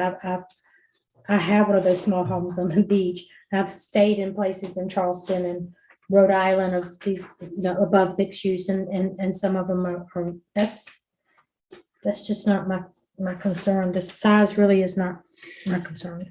Well, I will admit and compliment you all. You all have great ideas. You've really thought this through, but we are at the point where we're just continuing to repeat our thoughts and comments, and we really need to figure out where we want to move from here. I know I can tell by Cheryl's eyes, it's a tough call. Well, it is, it's, It you is. know, I know Ross, I know what he's done, I love his work, I just am concerned about the unintended consequences of what doors we open. And it's Yeah. hard for me to come in and change an ordinance that a lot of people put a lot of time and energy into to make it away, and I would like a compromise, but that's a drastic change, and I just struggle with me making that decision and it being in the best interest of the town of Wrightsville Beach and the people of Wrightsville Beach. Can I make one comment in regards to unintended consequences? Well, one thing I thought of, and we all love Wrightsville Beach, everyone's been here a long time, it seems like. I love that downtown district, it's a historic district. And we're proposing to really clean up one of those buildings.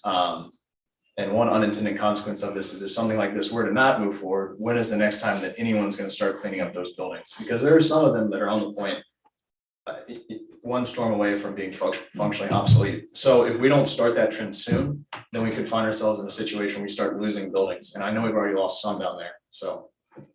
And I agree with you, but just because you do this doesn't mean they're gonna do it either. That's what I said earlier. I mean, it's that, I appreciate what you're saying. That's not, it may or may not. It's a crystal ball. None of us have it. So I commend you because I think what you're trying to do is great. I just struggle with the dropping the square footage as much as what you're asking us to. So what if the square footage is actually more of a formula and not a discrete simple number? And it was something like 500 minimum, but the average of the units is 700. What is the average? I just saw you doing. What is I that? think that's 700. Basically, what that's doing is it's allowing for configurations where you just can't get the complete, say, 700.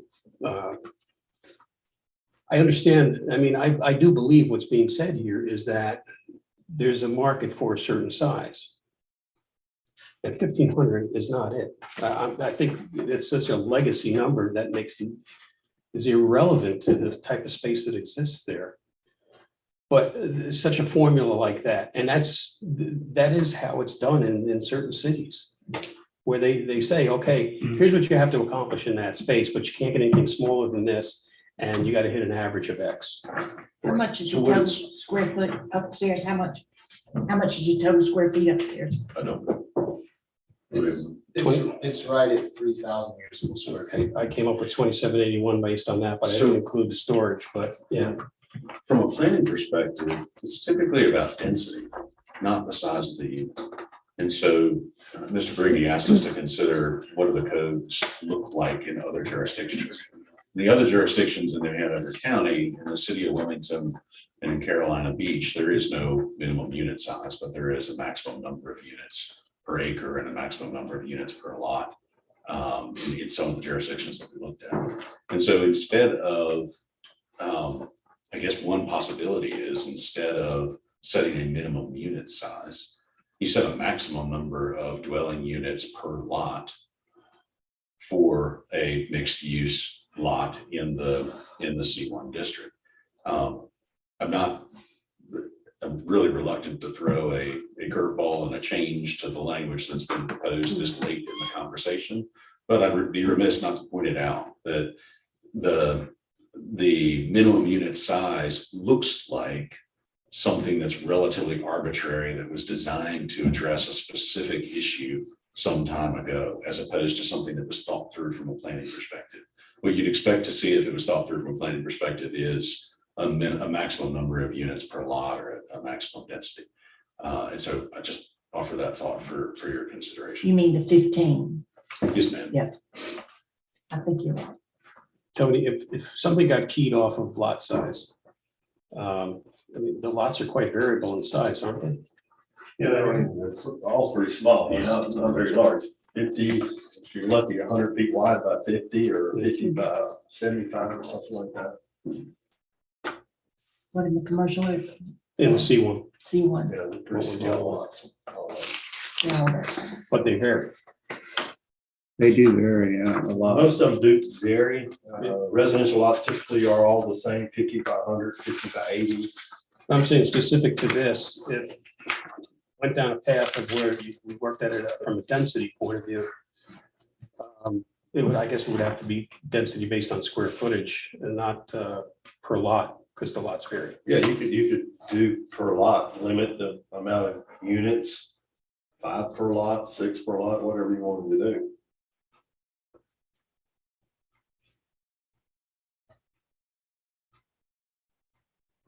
But each building is a lot, right?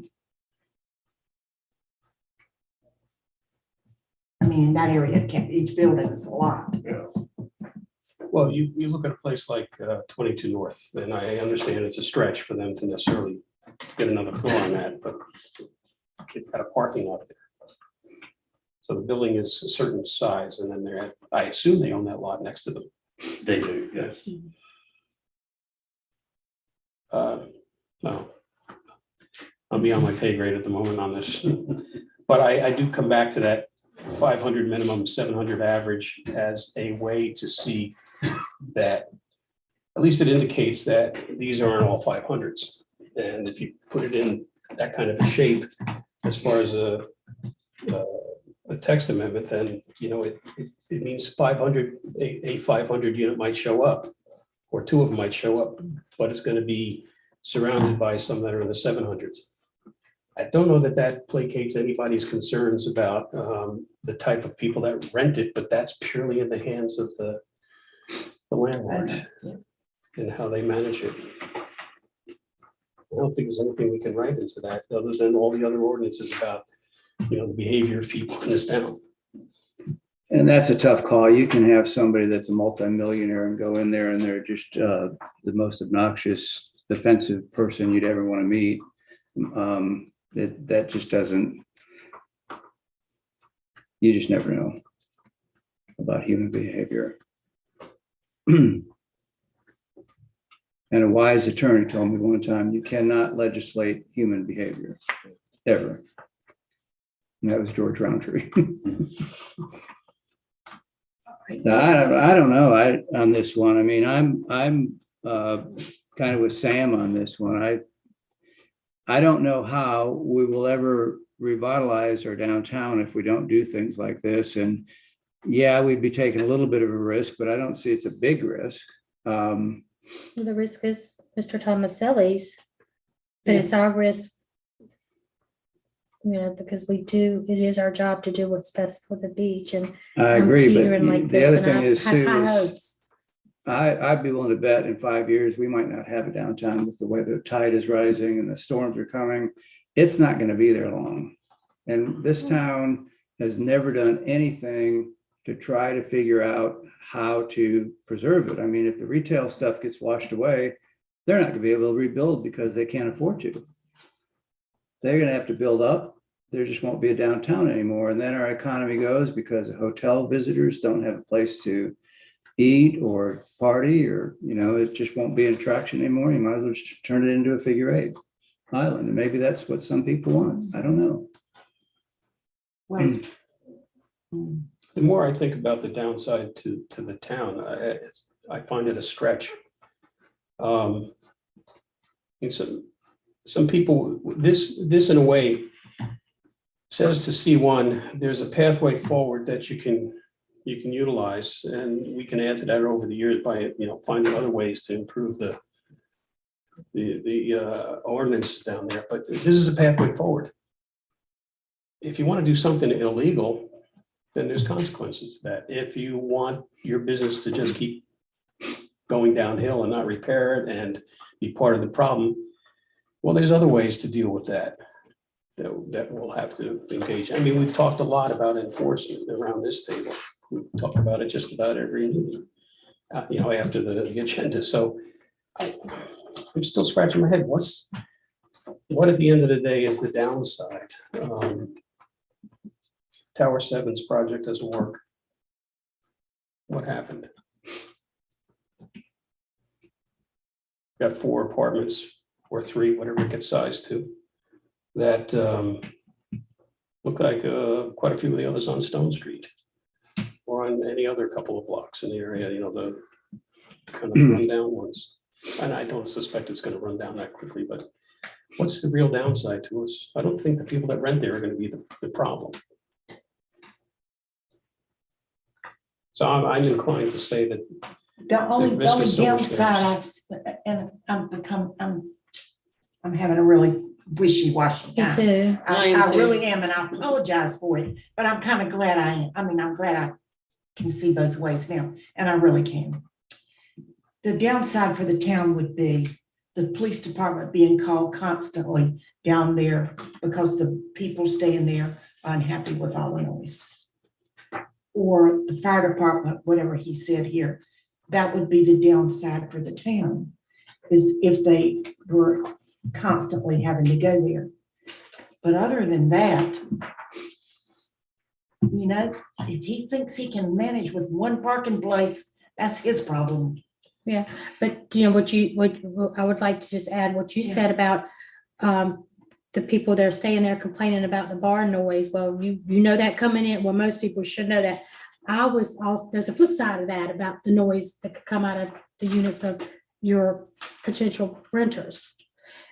Is from my side, the downside for the town would be what happens if you rent it out and 10 kids pile in there, and don't say you can't do it because you can, put 10 people on the floor and all that, and then that becomes a problem for the, I would never allow it. so how are you gonna monitor that? It's all through bookings and apps and filtering people and. Because I've seen it happen next door to me with some people on property. They had 25 kids and they're 2-bedroom rental, and the police came and it was a nightmare. They had no idea. They had pulled down the hurricane shutters.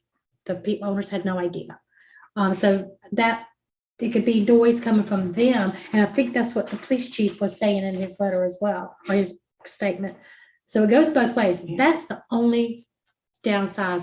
I see that the rest of it is your risk, and I would wish you nothing but the best of luck. And I'm like you, Kitty, I'm wishy-washy on it, and I was take this totally, lightly. I was totally opposed. I'm gonna be honest, totally opposed. Yep. Because I think dividing a piece into 4 pieces is a big move. And I think reducing parking is the one. But, I mean, I'm listening to Neil. I don't want to listen to Neil, but I have. And he's, you know, what do you have to lose? Right, and it's his, It's his problem. yeah, it's his problem. Yeah. Unless it becomes the town's problem, Right, then it's our problem, because we're the ones that, but we just really have to trust in him. Everything we do, you have to trust in the person that's in front of you. And, you know, we don't really know, I don't really know him, but I like what he's done and I like what he says, and I'm tending to believe him, and I just hope it turns out that way. and I have a tenant, well, we also got to remember too, this is the text amendment, the, what do we calling it now? SUVs. The S, is it CUP? SUV. I kept confused about what we have to call Special it use now. permit, Special yeah. use permit. We can address all this Yeah. with you when the time comes, and that will be a whole different ballgame. And see, I So- was back on the board when all this mixed use was going on. And he's exactly right when he said we came up with 15, but we didn't put a whole lot of study in it, and we didn't. Right, Tony? Well, I think that was. Yeah, say The yes. right number at the time. yes. That's right.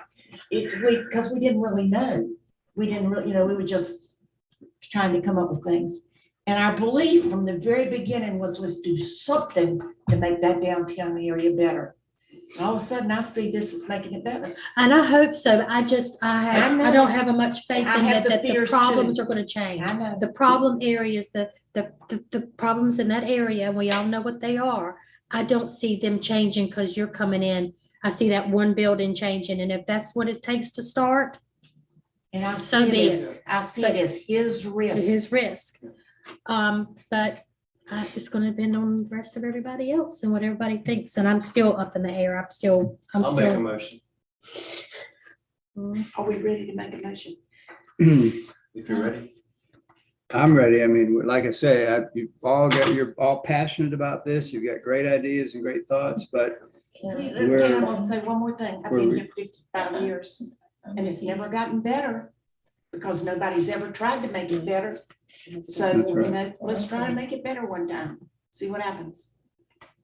Okay, so Sam is Sure. about to make a motion. I'll make a motion for a text amendment to 155.9.1.5 off-street parking requirements for land use table in section A-3, definition of mixed-use commercial residential as proposed by the applicant, reducing the minimum square footage to 500 square feet and amending the required parking and toilets per unit as per the schedule on page 9 of our booklet.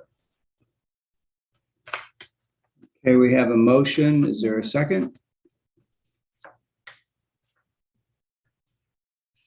I'll second. Is there any further discussion? Yeah.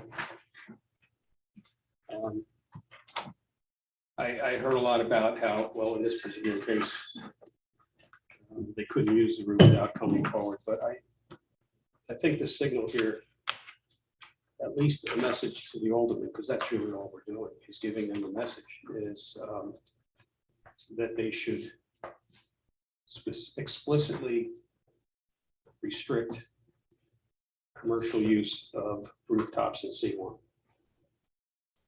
Are you talking about It's- other properties or just C1, all of C1?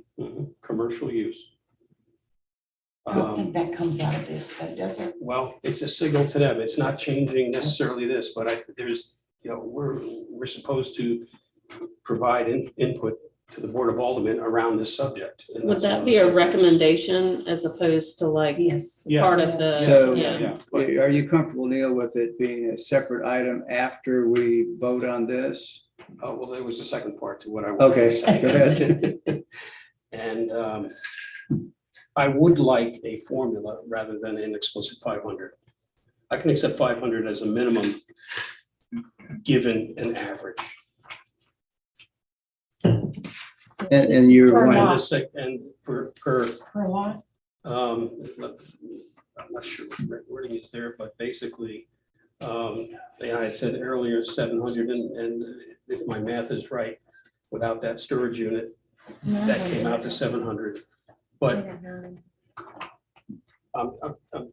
you got what, 900 average? I got just under 700. They must have Yeah, added so- 4 units. So I guess we should tighten the math. He did the But that's- average of the units that they're proposing. That's what You I did the average of the square footage. No, I did an average of the units. Unless I Well, read the it units are wrong. all 700 unless it can't be 900. 795, No, I did, in that 795, rooftop. But 769. If you've got a motion and he's Yeah. got a second, Yeah. we can't go back and, you can make another motion, but or amend it. we're gonna have to figure that out. Okay, but as part of the discussion, I'm suggesting this is an alternative for us to potentially vote on. rather than this. So It has a so bearing deal on with this. Sam and ask Sam if he'd be willing to put an amendment in there. To change the amendment to say an average of Sure, 700. Otherwise, we just make a new amendment. yeah, I I mean. I didn't want to be Would destructive. you guys be okay with an average of 700? Would you be kind enough to let us do some math real quick? Sure. I need to go to the ladies' room. So yeah, I divided it by 3, not 4. All right, That's let's why I go. came up with this one. Yeah, let's take a 3-minute break. Okay, Thank you. I'm Yeah, thinking numbers yeah, one go at a ahead. time, but let me tell you. Yeah, go ahead and do the math, yeah.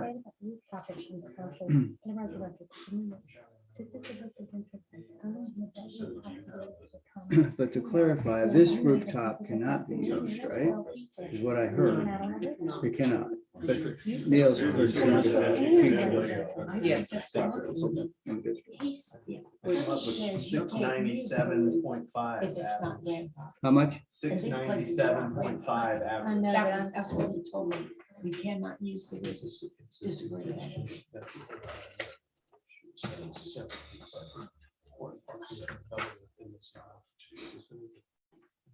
I got 900 because I divided by 3, not 4. That's a big I don't know why I difference. had 3. I don't know why I had 3 on my brain. There's so much. Go to mom. I'm just thinking in terms of the 500, that becomes the cookie cutter. I hear what you're It's just saying, not- yeah, yeah. It's impractical at certain times, like even here in reality, if one of them is 500 and the rest are in the mid and high 7s. So what, Just tell us seems what like- you want it to say. Run to the restroom. Still Sam. I'm gonna run to the restroom as well. Yeah, Sorry. no, just throw it out there, and then Sam can deal with it. Whether he may not want to. Conceptually, yeah, I'm totally fine with that. But the number needs to be, Could be 697. 675 feet, and you had 675? It's 697. 697. It's Oh, literally, 697. literally 697, but it's a very conceptual drawing that we proposed. So I'd like it just a little bit of wiggle room. if you could- 75 If you'd be comfortable, 675. or 650. And I'm not, I won't advocate one way or another because I don't know. I respect that you're suggesting because you believe that addresses a concern with the number. And so for our part, let me just say that if you were to propose it with an average unit size of 675 or greater, that it would be acceptable to us. 675. Yes. The only issue you have with that is if somebody wants to do a 1 unit. Right. I guess then that just by default, then the minimum would be 675. Right. Meaning that they couldn't do a 500, right? If the average Right. has to be 675 and there's only one, the only way to get there is to do 675. Which again, I mean, I would be totally fine with that. I mean, I think It's that, fair. to your point, I like that you're too. not just having a bunch of 500 square foot Yes. jail cells. I mean, I get that. For what it's worth, that's consistent with the market too. If you What? look at the Yeah. size of the units at Summer Sand and the size of the units at One South Lumina, you have an average that's probably more like 650, but it's in the ballpark. And you have some that are smaller and some that are bigger. So what you're suggesting is consistent with what the market's told us works in the sequence. 675. So I'll amend my motion. Yeah. I'll- Just make Let's it- wait a minute, let's wait. to Karen, but like Sorry. I said- I didn't realize you wanted to hear. Sorry. I was dying. So many to times. get I ice get a cream water, not- And get a water. Tony may have some Yeah, practicalities to this. I think one thing, the 675, I get the average size of that. So what we'll do is ask Sam to redo that ordinance to do an average of 675. Okay. And then to address your concerns, Neil, about the commercial use, let's wait till the SUP comes here. And that would be the time for that, or a complete different ordinance.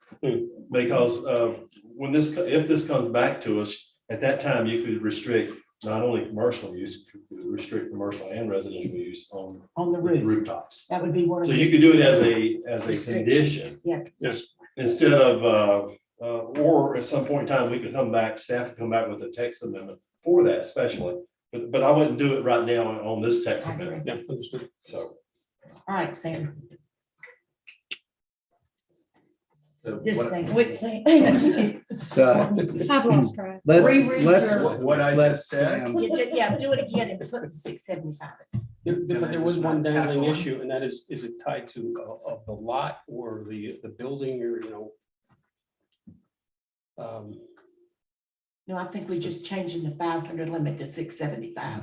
It's not related to anything other than the one piece. Will it be an So we're- average? No. So we're not doing an average, we're doing a We're minimum. doing an absolute minimum of 500 square feet and an average of 675. So if you have a one Is that how unit you see structure, it? it's got to be Is that how you see it? Okay. 675 feet, but anything over a 1 unit, the average has to be 675 with an absolute minimum of 500. So to wordsmith that into the language of the text amendment as proposed, I added a clause at the end that says, and the average size of all dwelling units on a lot shall be no less than 675 square feet. That's at the end of the insert that we propose to the definition of mixed use commercial residential. What pages? You know what page that is? It's on the first. Page 8. Sorry. So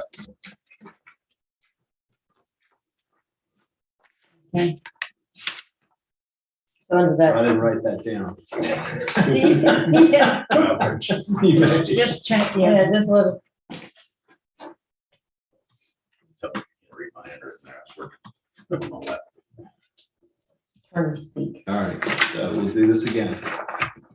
Make a motion. To amend the text amendment, to amend the text amendment to 155.9.1.5 off-street parking requirements per land use table in section A3 definition of mixed-use commercial residential. To read, each residential unit permitted in a mixed-use development located in the C1 district shall have a minimum of 500 square feet of heated space and shall comply with all other provisions of this ordinance, and the average size of all dwelling units on a lot shall be no less than an average of 675 square feet. And further amended that the toilet count per unit is as per the table on Schedule 9 of our materials.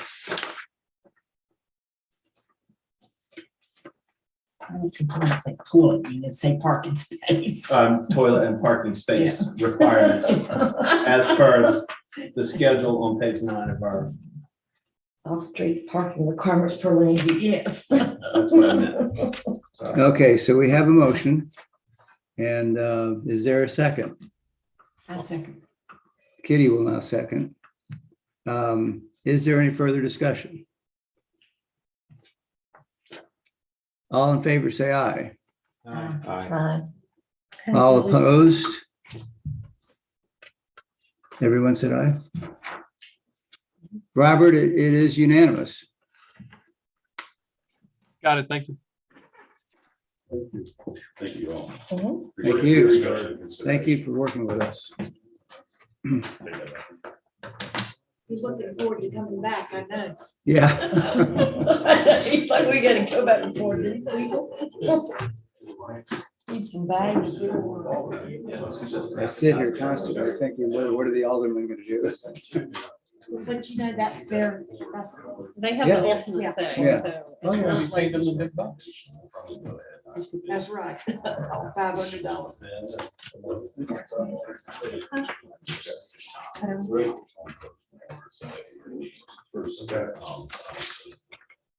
Thank you for your time. Okay. Thank you. Thank you. And hard work. We know you're looking forward to coming back. Y'all got anything? We'll bring something nice back. Jim, you got anything else exciting? Oh, we do. The next item is very exciting. Yeah, the notebook full of excitement. Y'all do a great job. Thank you. We never got our new sign-up sheets. I know. We needed to get credit for I this. just signed the bottom. We need to get credit for this one. You get double credit. All right, so what's the date? Fourth? For it. Yeah, Robert, we we're all just itchy to sign. We just signed the bottom. We just write it in. I'll do that. Okay, so we're on to agenda item B, which is a review and discussion of changes to chapter 155, uniform development by state statute, adoption of chapter 160D, local planning and development. That's, Chairman Smith and members of the planning board. For the past 2 or 3 years, we've been talking about 160D mandatory amendments. Staff has attended a couple of workshops. Our attorney has attended workshops, online classes about 160D. We should have already adopted this 6 months ago. It's still in effect, even though we have not adopted it. Tonight before you, most of you have that. If you don't have it, we have it right here, or it's online, either one, if anybody needs a hard copy. So Robert done those. I've got. Thanks, Robert. Copy back. Thank you, Robert. So this is, like I say, this has been going on sometime. Our town attorney was working on it for like 6 months, and then we handed it off to Withers and Ravenel. We've had some Zoom meetings with them. Staff has several meetings with them. We've gone over these changes. The town attorney has looked at them. We have not scheduled this for the Board of Aldermen, but we probably will for their February meeting to get this going, because we've got to do it. And we did send this to you with some highlights. If you got any questions, I'll try to answer them. But everything is mandatory that you see that we've looked at, and so we're submitting tonight for you to give us your comments on it and see if we can move it forward to the Board of Aldermen.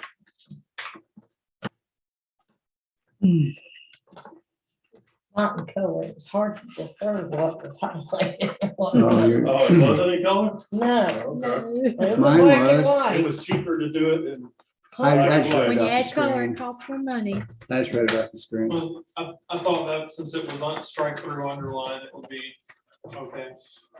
Oh, that would have been tough to see all those. It Yeah, is, you it's- can, you can see it. It's, I mean, you can see it, but it doesn't stand out. On Sorry, mine is. That's page all right. 11, Robert, I appreciate that you made a hard. Oh, yeah. and something about I in just land spent use, I wrote hours and down. hours and hours going over it. Y'all just, Oh, there. I think we, All I know, Kitty went over in detail on what she looked at. And I like the summary, that was helpful, having gone through it and said, well, what was really important in here, so. Page 27. You did answer some questions before the meeting started, I don't know if everybody heard it, but my mind went towards, how does this change how you have to operate administratively, and I also asked about, does this mean that we have to digitize things more? And the other question I didn't ask was, will they be more retrievable? Can we? I think He's already said yes. you said something. Well, I mean, just the fact that whenever we register a special use permit with the register of deeds, so we'll record it with the register of deeds, that is a pretty important digitization of a document, since those go with the property. But other than that, we're not required to do anything else. That's more, a digitization is more of a policy issue than a rule from the state. Well, I think we find ourselves oftentimes discussing conditions that were applied. And there's no memory, and, Right. you know. Well, that's right. digging Sometimes out- the SUPs get lost and, or a lot of times there's just so many changes to them. That's the thing. Yeah. Trying to keep up. So A lot going of this- forward, this will be easier to, Right, Retrieve it'll that. certainly be easier to retrieve special use permits, but the research for conditions can always be, that you recommend can always be looked up through the minutes, because conditions are something that we go through, 3 or 4 times to make sure we got those right when we do the minutes, or when I do the minutes. And I send them to Tony. but the real minutes that matter are the alderman's minutes. Right, and those are in the minutes as well, and those are kept with Sylvia and her logbook. Yeah, but does that searchability, it doesn't really change whatsoever then, it's just, No, the only you have to thing find out when it happened to figure out what was said, right? Dates and things like that. So we still have a challenge in that. Because I know we find ourselves, what is it what the conditions we put on Shark Bar, for Right. instance? Because we all walk by it and sometimes we muse that, well, it doesn't seem like they're really following what we think we remember we said they had to do, so to speak, or the alderman did. But, all right. And all the current CZO certifications, I have my certification for certified zoning officials, and all of our current training is on 160D. Like, I couldn't even tell you what was in 160A. So as of 2 years ago, when I got my certification, it was all 160D. So I really don't know anything else other than 160D. That's so the state's not teaching us anything else. The only thing I saw that is on page 3, which is kind of important, the formation of the planning board. That paragraph does not read right. Something's too much is crossed out or something. Yeah, 155.3.6, creation of the planning board. wait, 155 what? .3.6, creation of the planning board. it's not on page 3. On 30, page 30. 30, 30, I'm sorry, 30. That's okay. I thought he said 3 too. Did it read right to you? Yeah, just basically saying that Okay, it says reaffirm establishes the Establish planning the planning board board under the authority granted by the, that's all by crossed out. the management to the Wrightsville Beach Planning Board shall constitute function and may be referred to as the planning board. There's just something too much crossed out there. Well, they crossed out the general statutes of the state of North Carolina, 168, because we're not doing that anymore. And you see the Puts it under NCGS 160D. D. That's what everything's referred to 160D now. So you don't have to state the general statute. Yeah. Oh, Right. Okay. Yeah, so NCGS is North Carolina General Statute, and then they use the legal symbol for 160D Right, right. -301. Okay.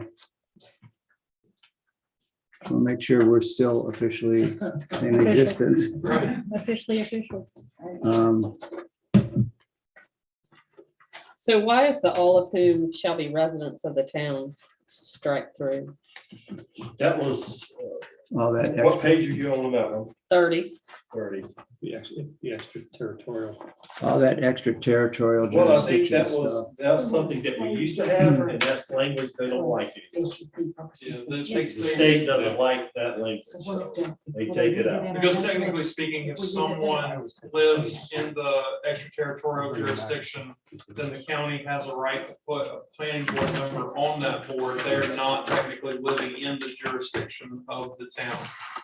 Even though in the ETJ, we can enforce zoning codes, but they're not technically in the boundary of the town itself. But they can still be on the planning board because they're subject to our zoning ordinances. But all of our ETJ is protected marshland and the intercoastal waterway, so we would never have that issue. Oh, okay. Well, so did, that meant, what's his name that, went off the board? Ace. Ace, could he have stayed on? Well, Mm, No. no, because if you look at 31, if the town ever, we have commercial property over there. Let's say some of it turns residential. There could be a point where the town would approve that, and that means those individuals could, if the board approved them, they could vote here or whatever. That's what that means. Okay. So, in case it ever happens. But this is something the state took out that the town has always had in there. There's been a lot of legal issues, especially around Asheville with extraterritorial jurisdiction. There's been a lot of lawsuits up in that area because they do some crazy enforcement around Asheville, but not actually in the city. So because of that, they've had to tighten up state statutes regarding ETJ, where virtually you can't do anything with ETJs anymore because of all those issues. I can go into it, but there's literally books written about how municipalities abuse the ETJ. Oh, yeah, that was a huge problem over in Charlotte. They shut them down because they were Yeah. just gobbling up land like crazy. Because those people have to follow the zoning ordinances and all that, but they don't actually have a say in the city. So it's sort of like, well, why do we have to follow the rules if we don't actually live in the city? So Well, they weren't getting the benefits like streetlights and sewer and Exactly. water and stuff. They just were gobbling up land. Mhm. Crazy. So that's why the ETJ is pretty prominent in 160D, is they're trying to fix a lot of that stuff. So there's a lot less. Yeah, Wilmington was doing that too for a while. Also in 160D, if there's a lawsuit and the town loses, the town has to pay for legal fees for the other person. So that's a big change. No, you're fine. I had a question on page 31. Lord, I bet Neil read the whole thing, don't you? Yeah, I know you did. Twice. It's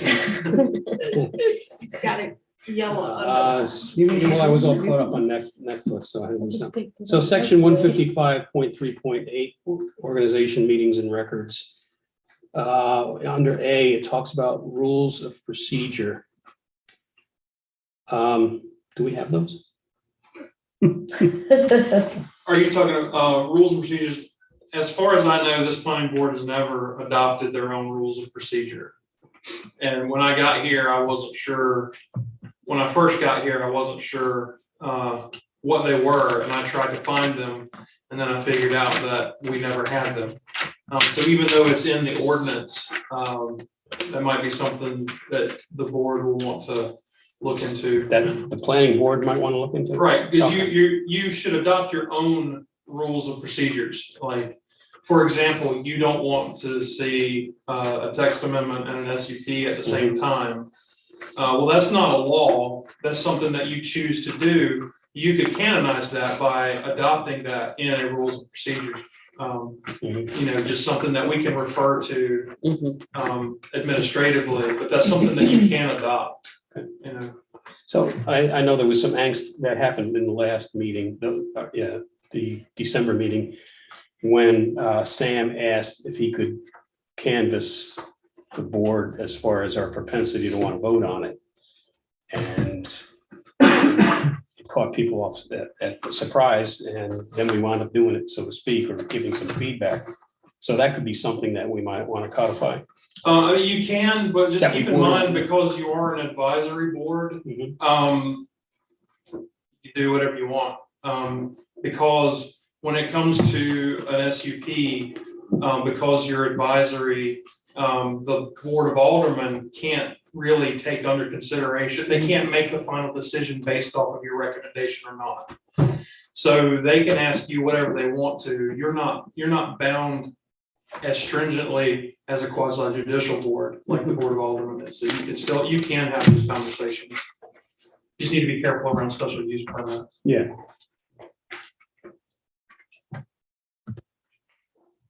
If there's a wish list that you would like for some rules and procedures, I mean, Yes. feel free to send them to me. I'll compile them.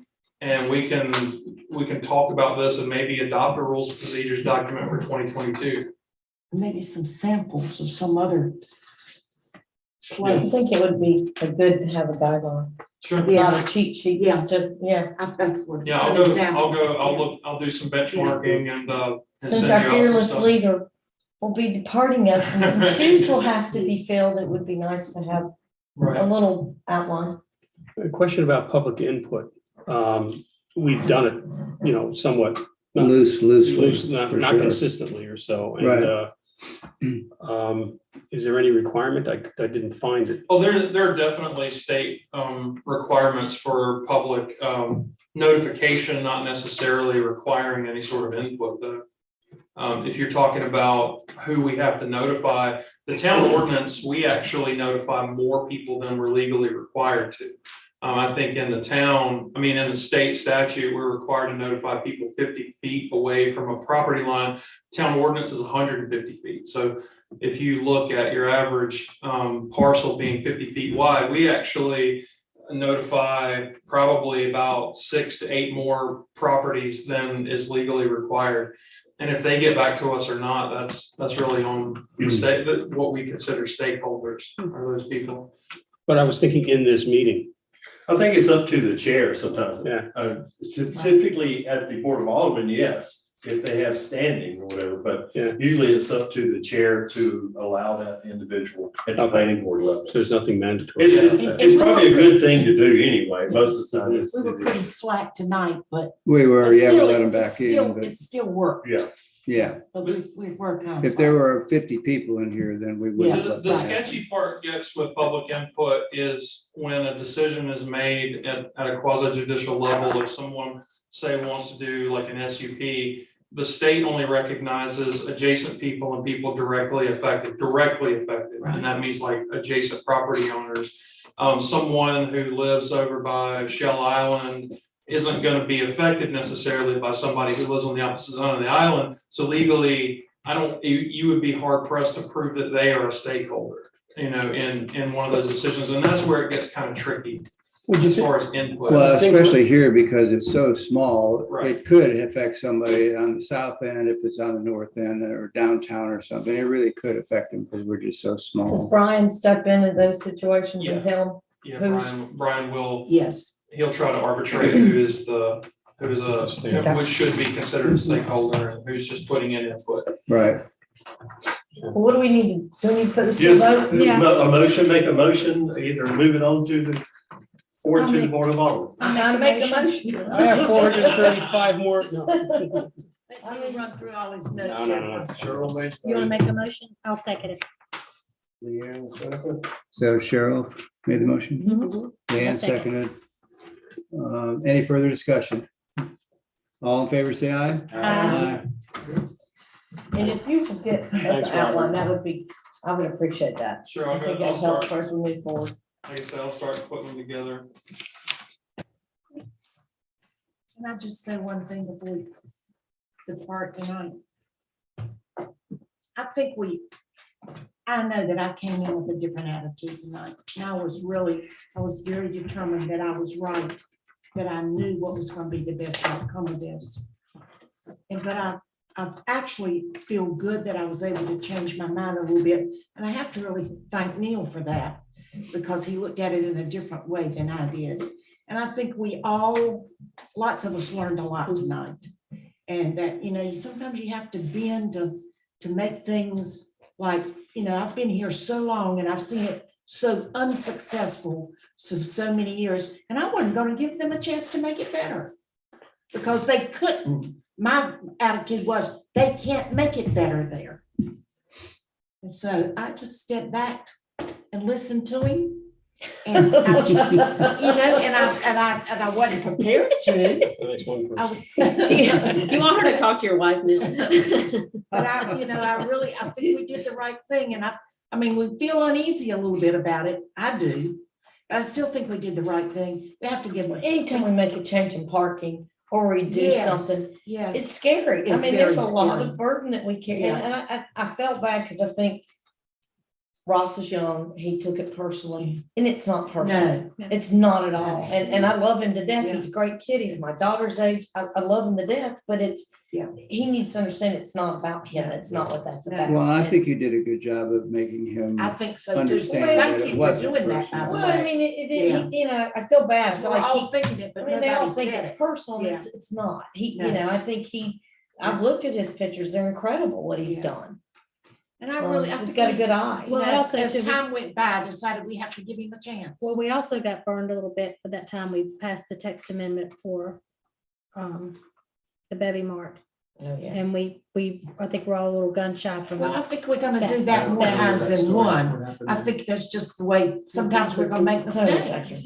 So it would take forever to explain. Real it. quick, what's the status on that? It's kind of like I stop. haven't heard anything. We're Just we're- sitting there. We're just waiting on their plans to come in, because they got all the approvals, CUPs, AS. Are they I under a think they're time having a limit hard of time any figuring kind? out how to keep it under 50%. Do what now? Are they under a time limit? What do you mean if? A year, they have year. to, within a year, they have to get a building permit. Because it's a What's our non-conforming next step? situation, if they go over Next step. 50%, they have For to bring it into Bevy? compliance. And that was the whole thing, they assured us they We're wouldn't go talking over about 50%. Oh, for And I tonight. suspect that they're Yeah, having we trouble can- Yeah, I'm having figuring out how to keep it trouble under doing 50%. We can call for We're having adjournment. trouble. You Well, I know, missed you that. think that you Oh. can do that. We but have- You can't do very much. with Yeah, it. I'll ask for that. real I guess quick. that's under old business. Oh, yeah. Bevy. Especially when the That would be- structure is Bevy might be 200,000 under and the old property is a million and a half. Yes, I'm okay asking that question. Yeah, Except there's nothing we can do about it. We Do we definitely need to are. cut off the meeting? Yeah, well, I was gonna ask, is there any other issues? I mean, you've all brought up a couple issues, but is there anything else that you wanna? I will say, Jim, Okay. thank you for your leadership. Yes. Yeah. Oh, thank you. It's been an honor You've to done a serve with tremendous you. job. We're gonna miss you, and I know you'll be still around, so. Yeah, I Okay. might do what, hopefully, David's gonna make it back. David retired, Take a so, little reprieve and come back. yeah, they make us take a one year off. Mhm. Have you Um, done that one other time, taking a year off and come back? Have I? Uh-huh. No, The I've first- just been on for the 6 years. So what, you can only do it twice, like that, or? You can do as many times as. Yeah, you can take all. So you just gotta take a Okay. year in between. Yeah, Well, that's thank it. 6 years on when you're off. Well, thank We you for appreciate saying, all thank you. you've done. Thank you. And I've enjoyed working with you very much, and I've learned a lot, so it's been enjoyable for the most part. A couple times it got a little. I'll make a motion, we adjourn. So second, if I can say this, we have Neil's application, David Cole, Karen King, I think Susan Collins will be turning in one. So we have those applications. To be thinking about next month's meeting, we'll have to elect a chair and a vice chair at the February meeting. So be thinking about that. Now, we may get the SUP for this project soon. So as soon as I get that, I'll forward it to you. Okay. And then do I come to open the meeting at all, or I No. just, no? Because my That's it. first meeting, you were there. And then I came in and you were nominated for the chair and Right. the other person. So we do that, do we do that first? Yeah. 2 years. On the meeting, do we pick Yeah. our chair? Yeah, some of Someone them do, do. I think you too. Yeah. So with all that being said, I need to call for adjournment, I guess. Was the term 2 years? Okay. Yeah, 2 years, yeah. So Sam and I've done one, right? Do we need to make a motion to adjourn? Yeah, we need a motion to I'll adjourn. make I a did. motion to adjourn. And I seconded. Okay. Okay, Thank you. all in favor, say aye. Aye. Thank you. So I have a question for you. Thank you very much. Are the No, you're welcome. site I enjoyed it. plans Being patient. and So we leave this elevations here. available?